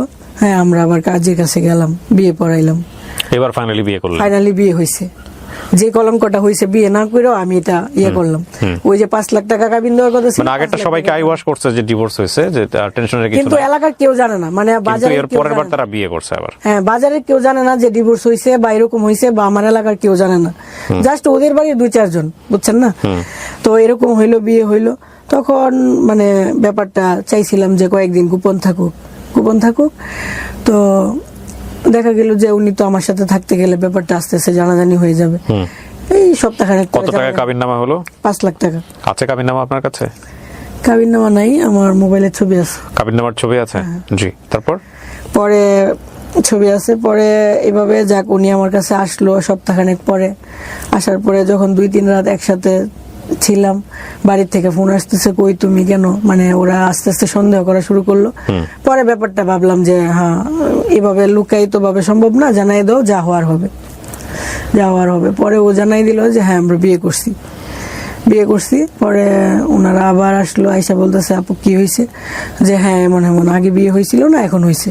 বললাম একবার তো মাইরা গেছেন, এখন চাইলে মারতে পারেন, আপনারা যা খুশি করেন। তো ওই দিন আর মারধর করে নাই, এগুলো শুই না ওনারা চলে গেছে। আর আমার যে পার্লারের স্টাফ তাদের বাড়ি বাড়ি যাইতেছে, ওদেরকে যেন আমার পার্লারে না আসতে দেয়, মানে আমার বিজনেসটা অফ হয়ে যাক, আমার যেন আস্তে আস্তে সবকিছু কম হয়ে যায়। আপনি বিয়ে করার আগে আপনার বাবা মার সঙ্গে কথা বলছিলেন? না। না, পরবর্তীতে আপনার কি পরিবারের সাথে সম্পর্ক ছিল আমার নাকি আপনি একাই থাকতেন ওই সময়টাতে? না, পরিবারের সম্পর্ক, আমি তো পরিবারে আসতেছি যাইতেছি সবকিছু তাহলে ঠিকঠাক আছে। পরিবারের বাবা মা ভাই বোন কাউকে জানাননি আপনার এই বিয়ের ব্যাপারে? হ্যাঁ জানে বিয়ের আগে জানতেন? হ্যাঁ, ওনারা বারবার বলতেছে যে বিয়ে করিস না করিস না, সবাই বলতেছে যে করিস না, কিন্তু আমার মাথায় ভূত চাপছে যে আমাকে মারলো কেন। ওকে ফাইন, তারপর? এটার জন্য যাক, পরবর্তীতে ওনারা তো বলতেছে কেন করলি, বা করলে তো এইটা দরকার নাই বা অনেক কিছু। তারপর আমি করছি, করার পরে উনি সব সময় আমার কাছে আসতেছে, এখানে যাইতেছে ওইখানে যাইতেছে, মানে আমার কাছে আসতেছে ওইখানে যাইতেছে, বা আমি ওইরকম ভাবে দিতেছি যাতে গুনাহ না হয়, আল্লাহ যেন না বলতে পারে যে তুমি একা কেন সবকিছু নিচ্ছ। আমার কাছে 7 দিন বা ওর কাছে 7 দিন এভাবে আসা যাওয়া করতেছে, সবাই জানতেছে। আর ওর ওয়াইফের হাতেও তখন হয়তো বা আর সুযোগ নাই, যেহেতু ও এরকম একটা প্রতারণা করার পরে আমাকে বিয়ে করছে। হ্যাঁ, তখন ওর ওয়াইফ হয়তো ভাবতেছে হ্যাঁ আস্তে আস্তে পরে যেভাবে হোক সরামনে, ওরা এটা মাইনা নিতেছে, আমার কাছে আসতেছে ওইখানে যাইতেছে, সবাই দেখতেছে জানতেছে, সবকিছু নর্মাল, এটা নিয়ে আর কোনো বাড়াবাড়ি হচ্ছে না। একদিন হঠাৎ করে অ্যাক্সিডেন্ট হয়ে গেল, উনি যে গাড়ি চালাইতো গাড়িটা উল্টায় পড়ে ওনার ইয়া হয়ে গেল। হওয়ার পরে ওনার রাত্রে 11টার সময়, হ্যাঁ যেহেতু প্রেম করে বিয়ে করছি, ওনার প্রতি তো আলাদা একটা টান আছে, আমার খুব খারাপ লাগতেছে যে ওনারে না দেখে আমি কেমনে থাকবো। আজকে উনি অ্যাক্সিডেন্ট হয়েছে, ওনারে দেখতে গেছি, উনি বলছিল যে তুমি ওই যে কি একটা চাউমিন নাকি কি নামটা, ও রান্না করার জন্য খুব পছন্দ করতো। আমি রান্না কইরা রাইখা জাস্ট ফোন দিছি যে আমি রান্না করছি তুমি আসো তাড়াতাড়ি, এমনি শুনি অ্যাক্সিডেন্ট। ওই জায়গায় থেকে ওই খাবারটার দিকে তাকাই আমার খারাপ লাগতেছে। যাক, ওই খাবারটা নিয়ে আমি রাত্রে 11টার সময় ওদের বাড়িতে গেলাম, ও অসুস্থ, ওকে দেখার জন্য। রাত্রে 11টার সময় ওদের এলাকার কেউ সজাগ না, জাস্ট ওর ওয়াইফ, ওর আব্বা আম্মা, মানে ওদের ফ্যামিলির, যেহেতু ও অসুস্থ হাসপাতাল থেকে বাড়িতে গেছে। যাওয়ার পরে ওনার ওয়াইফ মানে আমাকে দেখার পরে একটু রাগারাগি করতেছে, পুরো এলাকার মানুষের সজাগ বানাই ফেলছে। পরে এলাকার মানুষরা এসে আমাকে অনেক গালাগালি করতেছে, যে মানে অনেক বাজেভাবে গালাগালি যা পারে। তারপরে আমি ওনাকে খাবারটা দিয়ে চলে আসছি যে আমি তোমার জন্য রান্না করছিলাম, তুমি যদি না খাও আমার খারাপ লাগবে, তুমি খায় নিও। তো কান্না টান্না করে চলে আসছি। তো আইসা আবার পার্লারেই ঘুমাইলাম, থাকলাম। তো এর ভিতরে উনি কি হইলো, উনি কিন্তু আমাকে কোনো বাসা করে দেয়নি, আমরা ওই যে পার্লারেই থাকতাম। আমার পার্লারে উনি একবার থেকে অভ্যাস হয়ে গেছে, ওনার কাছে মনে হলো যে আর টাকা খরচ করার দরকার নাই। উনি আমাকে কোনো হাড়ি পাতিল কিনা দেয় নাই, কোনো গ্যাসের চুলা কিনা দেয় নাই, শীত আসছে কম্বল না, মানে ওনার কাছে চাইতেছি, চাইলে বলতেছে আমি তো তোমার টাকা পয়সা দিতে পারি না, সব ইনকামের টাকা তো বাড়ির চলে যায়, কারণ বাড়ির থেকে বলা হইতেছে যে টাকা যেন ওর হাতে একটা টাকাও না দেয়। আমার হাতে কোনো টাকা দেয় না, জাস্ট সিগারেটের জন্য টাকা দেয়, কারণ আমি তোমাকে কিভাবে দিব, এভাবে বলতেছে। যাক, আমিও বিশ্বাস করতাম, আমার ইনকামের টাকা দিয়ে চলতাম ফিরতাম এভাবে। একটা সময় যখন নাকি নভেম্বর ডিসেম্বর আসলো, শীতকালে ওর আলাদা একটা ইনকাম হয়, যে ডেকোরেশনের কাজের, তো ওই যে ওয়াজ মাহফিল হয় না, ওয়াজ মাহফিলের রাত্রের বেলা যখন ওয়াজ হয় তখন আলাদা একটা ইনকাম হয়। ওই যে ইনকাম হয় ওই টাকাটা কিন্তু ওর বাড়িতে যাচ্ছে না, ওইটা ওর হাতে আসছে। এরপরেও যখন ও আমাকে টাকা না দিচ্ছে বা কিছু দিচ্ছে না, তখন আমার কিছুটা সন্দেহ হলো যে ব্যাপার কি। অথচ মুখ দিয়ে আপনি যেরকম ওই যে শরৎচন্দ্র চট্টোপাধ্যায়ের কথা বলতেছেন না, এত আদর করে, এত আদর যা বুঝার উপায় নাই যে ও আসলে ওইরকম কিনা, খুব আদর করে। আমরা খুব হ্যাপি, বোঝা যাইতেছে, সবাই দেখতেছে আমরা খুব হ্যাপি। তখন থেকে বলতেছি না, আমি আর সংসারটা করব না, বা আমার যে 5 লাখ টাকার কামিন আমি এটাও চাই না, আমি নিজে থেকে সইরা যাবো। এটা বলা মাত্রই মানে মারধরের একটা লিমিট ছাড়া মারধর। আমার এই গাল দুইটা মনে হয় আজকে 5 মাস যাবত মার খাইতে খাইতে মানে অবস্থা খুব খারাপ, প্রচুর মারধর করে। মানে তুই চলে যাবি কেন, তোরে বিয়ে করছি, তুই আমার কষ্টের দিনে ছিলি, তুই আমার সুখের দিনে থাকবি। এতগুলো মারতেছে, মারের পরে যে এখান দিয়ে রক্ত বায়া পড়তেছে, ওই রক্তটা নিজেই চুষে খাইতেছে, আবার নিজেই আমাকে মেকআপ করাইতেছে, মানে আমার মন ভালো হওয়ার জন্য। আমাকে যে মারছে আধা ঘন্টা, এটা মুছে দেওয়ার জন্য আমাকে মেকআপ করায় যাতে আমার হাসি আসে। হাসি টাসি আসার পর এই তো হাসি দিছে, আরে বুঝার উপায় নেই, মানে মারতেছে আবার আদর করতেছে, এভাবে দিন কাটতেছে। মানে কিন্তু ওর পক্ষ থেকে আমি ওরে বুঝাইতাম, ধরো তোমার একটা আত্মীয় আমেরিকা থাকে, তুমি গরিব মানুষ, তখন তার মনটা তুমি কিভাবে জয় করবা? হয়তো তার জন্য কিছু শাকসবজি নিয়ে যাইবা, দেশি একটা মুরগি নিয়ে যাইবা, এটাই তো। তুমি আমাকে তেমন কিছু দেওয়া লাগতো না, জাস্ট একদিন 100 টাকা আইনা বলবা, নেও তোমার গরিব জামাইয়ের 100 টাকা রাখো, তাহলে আমি খুশি হবো। কিন্তু এটাও কোনোদিন দেয় না। তখন আমার ব্যাপারটা অদ্ভুত লাগতেছে, কেন দেয় না? তার মানে কি সে চাইতেছে ওরে আস্তে আস্তে অত্যাচার করবো, ওর চলে যাবে, এরকমই তো। এরকম করতেছে, আবার মারে। একটা কিছু হইলে কিছু বলতে পারি না, একটু 19-20 কথাটা একটু হইলো আবার মারলো, আবার আদরও করতেছে। বুঝার উপায় নেই। তো আমি বাড়ি চলে গেলে 10 মিনিটের ভিতরে যদি না আইসস, তোরে যে কি করুম। বুঝাইতেছে খুব প্রেম, আমাকে ছাড়া তার চলতেছেই না। আবার রাগ টাক বইলে আবার চলে আসতাম, এরকম ভাবে চলতেছে। এই করতে করতে ওর কিছু প্রতারণা আমার চোখের সামনে পড়লো। ও বিদেশ চলে যাবে আমাকে না জানায়, পাসপোর্ট টাসপোর্ট সব রেডি, একটা কিসের কাগজের জন্য যাওয়া হয় নাই। ও আমাকে আইসা বলতেছে, জানো আমি যে তোমার সাথে প্রতারণা করছিলাম, আজকে সব বলবো। আমাকে কি প্রতারণা? কই যে দেখো আমি বিদেশ চলে যেতেছিলাম, কিন্তু একটা কাগজের জন্য হয় নাই, আমি হয়তো সপ্তাহখানেকের ভিতরে চলে যেতাম। তখন আমি এমন কান্না শুরু করছি, বলতেছে একটা শুনেই কান্না করতেছো, আরো তো অনেক কিছু ছিল, থাক আর ওইগুলো বললাম না। তখন তো বুঝলাম যে মানুষটা আমার রেখে বিদেশ চলে যাব, মানে হচ্ছে ওই যে আমার 5 লাখ টাকা কাবিন দেওয়া লাগলো না, বিদেশ চলে গেলে আমাকে খরচ খরচা দিল না, একটা সময় তো আমি এইভাবেই চলে যাবো। ব্যাপারটা এরকম দাঁড়াইলো। এরকম ভাবে আস্তে আস্তে প্রতারণাগুলো সামনে আসলো। আমি বুঝতে থাকলাম যে না, মানুষটা দেখা যায় অন্যরকম। আঘাত পাইতে পাইতে, কষ্ট পাইতে পাইতে মনে হইলো যে না, আমি তো আসলে টাকার বিনিময়ে তার জন্য আসি নাই। আমার খুব মায়া লাগছিল। গরিব বইলা তাকে ভালোবাসতাম, বাড়ির থেকে মাংস রান্না করে না খাওয়াইতাম। ওই যে ময়মনসিংহের ছেলে, গরিব মানুষ, কি না কি খায়, খুব মায়া করে ভালোবাসতাম। তো সিম্পিতি চলে আসছিল অতিরিক্ত। ওই মানুষটাকে আমি একটা নসিমন ড্রাইভারকে বিয়ে করছি, টাকা পয়সা দেখা না, ও তো গরিব, আমি জাস্ট ভালোবাসার জন্য বিয়ে করছি। এখন যখন প্রতারণা, আমি কিভাবে থাকবো এখানে, দরকার নাই। আমি নিজের থেকে ওকে আবার ডিভোর্স দিয়ে চলে আসছি। এর ভিতরে 1 লাখ টাকাও দিছি। কবে ডিভোর্স দিয়েছেন? ডিভোর্স দিছি ঈদের 2-4 দিন পরে। কোরবানির ঈদের? না না না, রোজার ঈদের। আচ্ছা। ডিভোর্স দেওয়ার 7 থেকে 8 দিন আগে 1 লাখ টাকাও দিছি আমি। টাকা দিছি, তুমি উঠার জন্য উঠো, দোয়া থাকবে, সমস্যা নেই। দিয়ে আসলাম। আইসা ভিডিওটা আমি যে দিয়ে আসছি, ভিডিওটা যদি ওর সামনে না দেখাই, ও বিশ্বাস করবে না।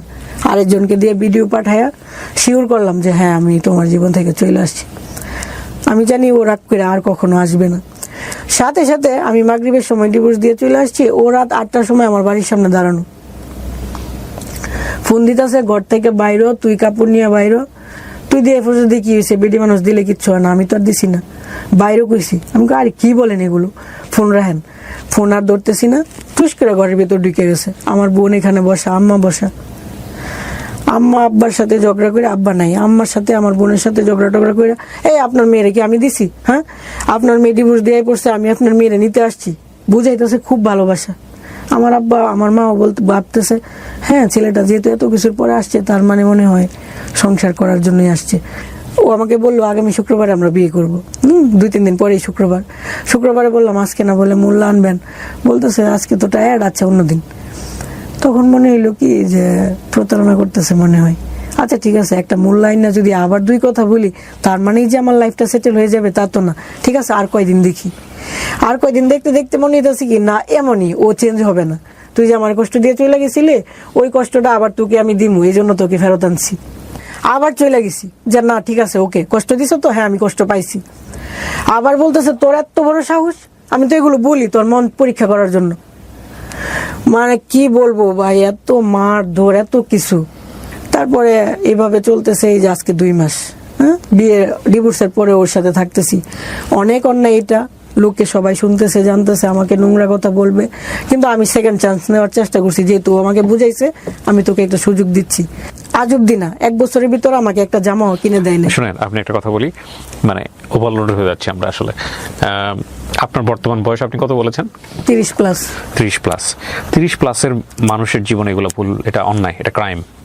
আপনি যেগুলো বলতেছেন এগুলো 15, 16, 17, 18 বছরের বাচ্চার গল্প হলে ঠিক আছে, আমরা বুঝতে পারতাম যে ও টিনেজার, ও যেগুলো করতেছে সেগুলো ঠিক আছে, ওগুলোর জায়গা থেকে ওর মানসিক পরিপক্কতা আসে না, সেটা ঠিক আছে। বাট 30 প্লাস অধিকের একটা মানুষ, এবং যার জীবনে যার একটা বাচ্চা আছে, সংসার আছে, তারপরে সে প্রেমের জন্য এত কিছু ভুল করে ফেলবে, এগুলো ভুল না, এগুলো ক্রাইম। আমি সরি, আমার জায়গা থেকে বিষয়টা এরকমই। আপনি ধরেন এসে গল্পটা বলে গেলেন, তো ছেলেটা আপনাকে এটা করেছে, ওটা করেছে, ওটা করেছে, এটা করেছে, ওই ছেলে যদি এখানে বলতো, ওই ছেলেও আপনার এগেইনস্টে 100টা কথা বলতে পারতো। ঠিক আছে, গল্প যখন বলে এখানে কেউ একজন, গল্প যখন এখানে কেউ একজন বলে, তখন সে মনে করে যে আমি হচ্ছি পৃথিবীর সবচেয়ে ভালো মানুষ আর বাকি যারা সবাই অপরাধী।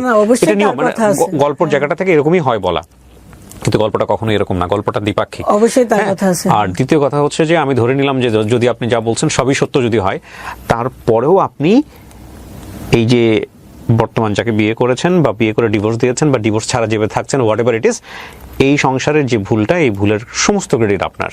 জি জি, এটা অবশ্যই আমার। তাই তাছাড়া আপনি জেনে শুনে ওর বিয়ের আগে জানতে পারছেন যে ওর বউ আছে, আপনি এই আগুনে ঝাঁপ কেন দিবেন? কারণটা হচ্ছে আপনি তার প্রতি প্রেমে পড়ে গেছেন। প্রেমে পড়তেই পারেন হয়তো বা সেখানে মন আসছে যে কারণেই হোক হয়েছে, কিন্তু প্রেমে পড়া আর বিয়ে করে জীবনে সিনেমিনি খেলা এটা এক জিনিস না। শোনেন, আমি আমার এন্টায়ার লাইফে অনেক গল্প প্রচার করেছি এই রকমের।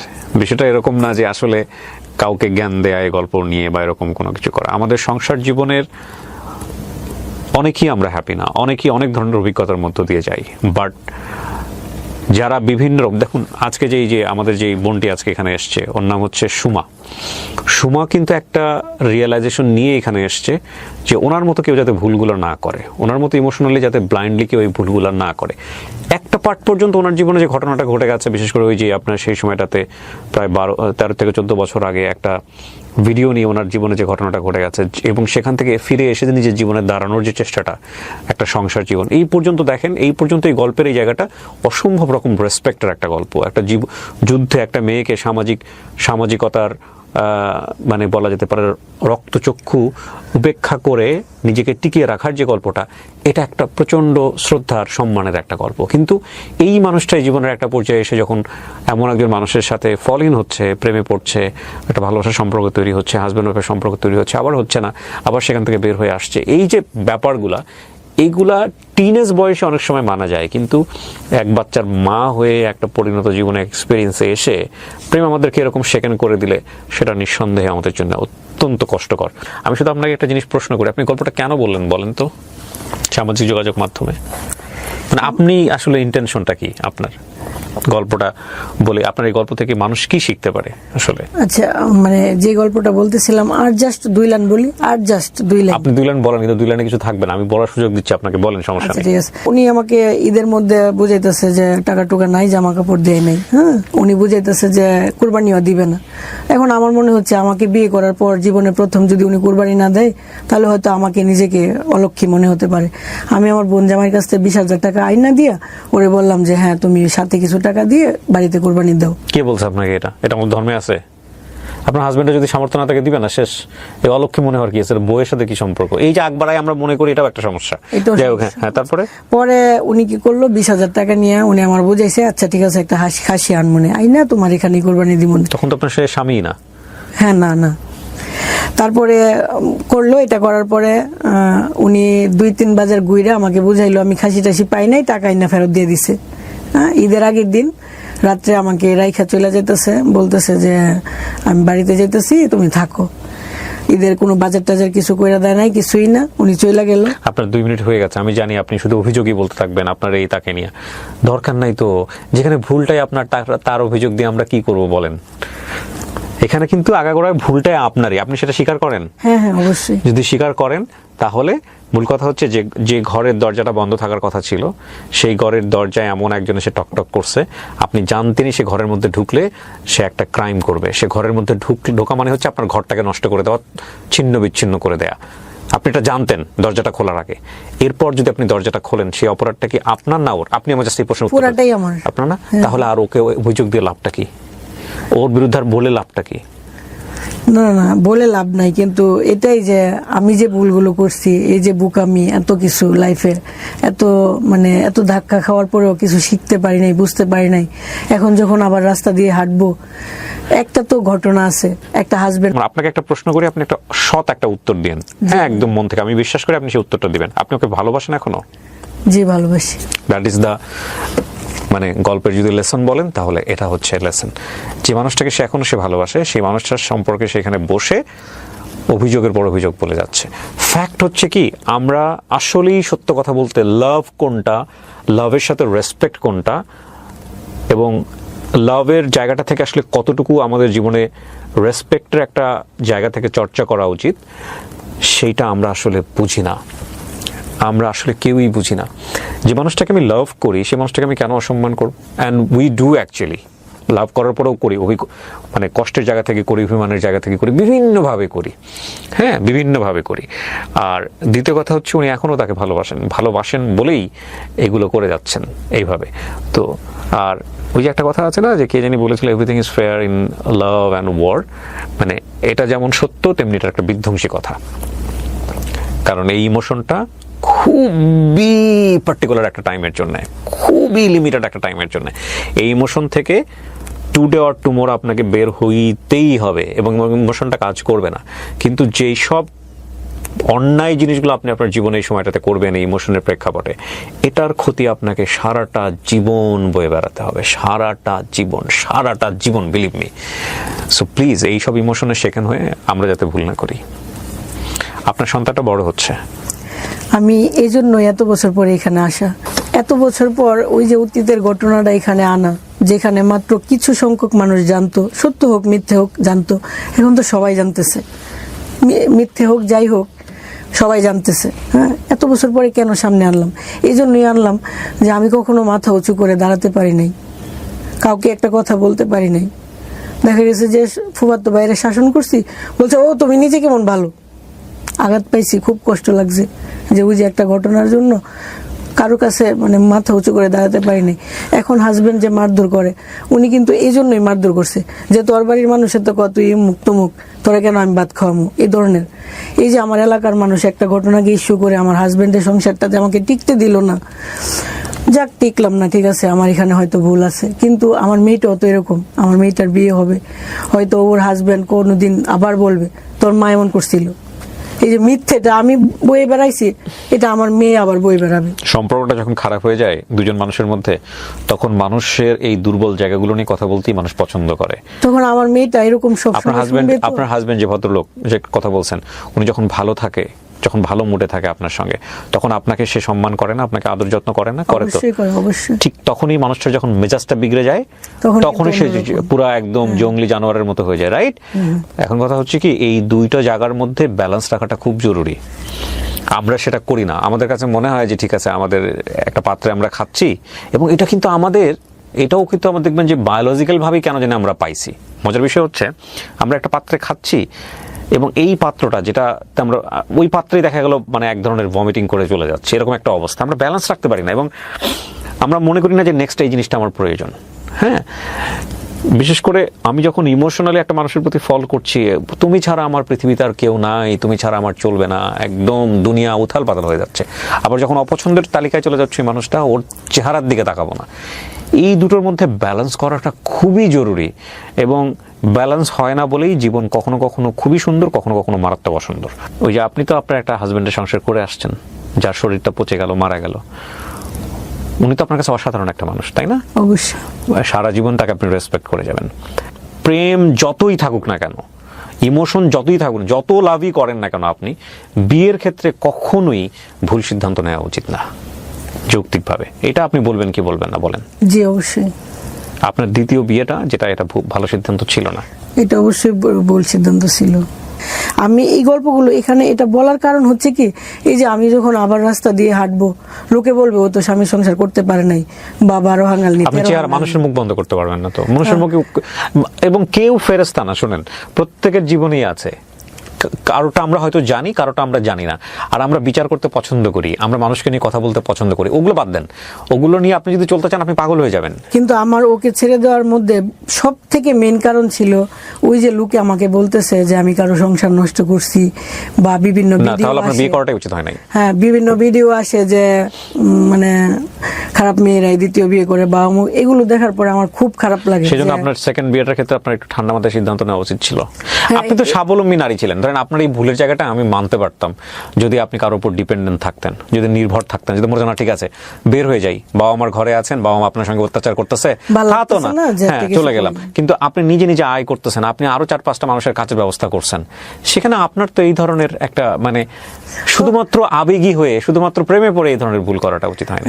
এটা তো অবশ্যই উচিত হয় না। আর তখন মনে হয়েছে কি যে না মানে দুইটা সংসার কি অনেকের আছে না, বা যদি একটু মেনে নেওয়া যায় সমস্যা কি। প্রিয় দর্শক এবং শ্রোতা, একটা কথা বলে নেই, এটা একপাক্ষিক গল্প এবং আমাদের ডিসক্লেইমারে স্পষ্ট করে বলে দেওয়া আছে যে একটা মানুষ যখন জীবন গল্প বলে তখন তার জায়গা থেকে সে নিজের মতো করে বলে, এবং এই বলার মধ্যে প্রচন্ড রকমের ভুল থাকতে পারে, এই বলার মধ্যে মিথ্যা থাকতে পারে, এই বলার মধ্যে কোনো কিছুই প্রমাণযোগ্য নয়। সেই জায়গা থেকে আমরা চেষ্টা করি যাদেরকে নিয়ে গল্প হচ্ছে, যাকে নিয়ে গল্প হচ্ছে, সেই বিষয়গুলোর নাম পরিচয় সমস্ত কিছু হাইড করে গল্পটা উপস্থাপন করা। আমাদের উদ্দেশ্য হচ্ছে কোনো ব্যক্তি কোনো প্রতিষ্ঠানকে হেয় করা নয়। আপনারা দেখবেন ডিসক্লেইমারে এই কথাটা স্পষ্ট করে বলে দেওয়া আছে। এবং আমাদের উদ্দেশ্য হচ্ছে তার জীবনের গল্প, যিনি যেটা এখানে বলে গেলেন, সেই গল্প থেকে আমাদের কোনো কিছু শেখার আছে কিনা সেই মেসেজটা বের করা। আজকের এই জীবন গল্পের দুটো দিক, একটা হচ্ছে আমাদের সমাজে নারীরা বিভিন্নভাবে নিগৃহীত হয়, এবং বিশেষ করে যে সময়ের গল্প বলেছে সেই সময় এরকম ঘটনা কিন্তু অনেক ছিল, যে একটা ছোট্ট ভিডিও ফুটেজ বের করে দিয়ে তাকে সামাজিকভাবে বিভিন্নভাবে হেয় করা, এবং সেটার কনসিকুয়েন্স কত বড় হতে পারে, লেখাপড়া বন্ধ হয়ে যাওয়া, অনেকে সুইসাইডের মতো ঘটনাও বেছে নেয়। সে একটা অধ্যায়। তারপরে নিজের জীবনে ঘুরে দাঁড়িয়ে সুন্দর একটা জীবন, এবং তারপরে এসে ইমোশনালি ফল ইন হয়ে নিজের জীবনটাকে এলোমেলো করে ফেলা, এবং এই জাতীয়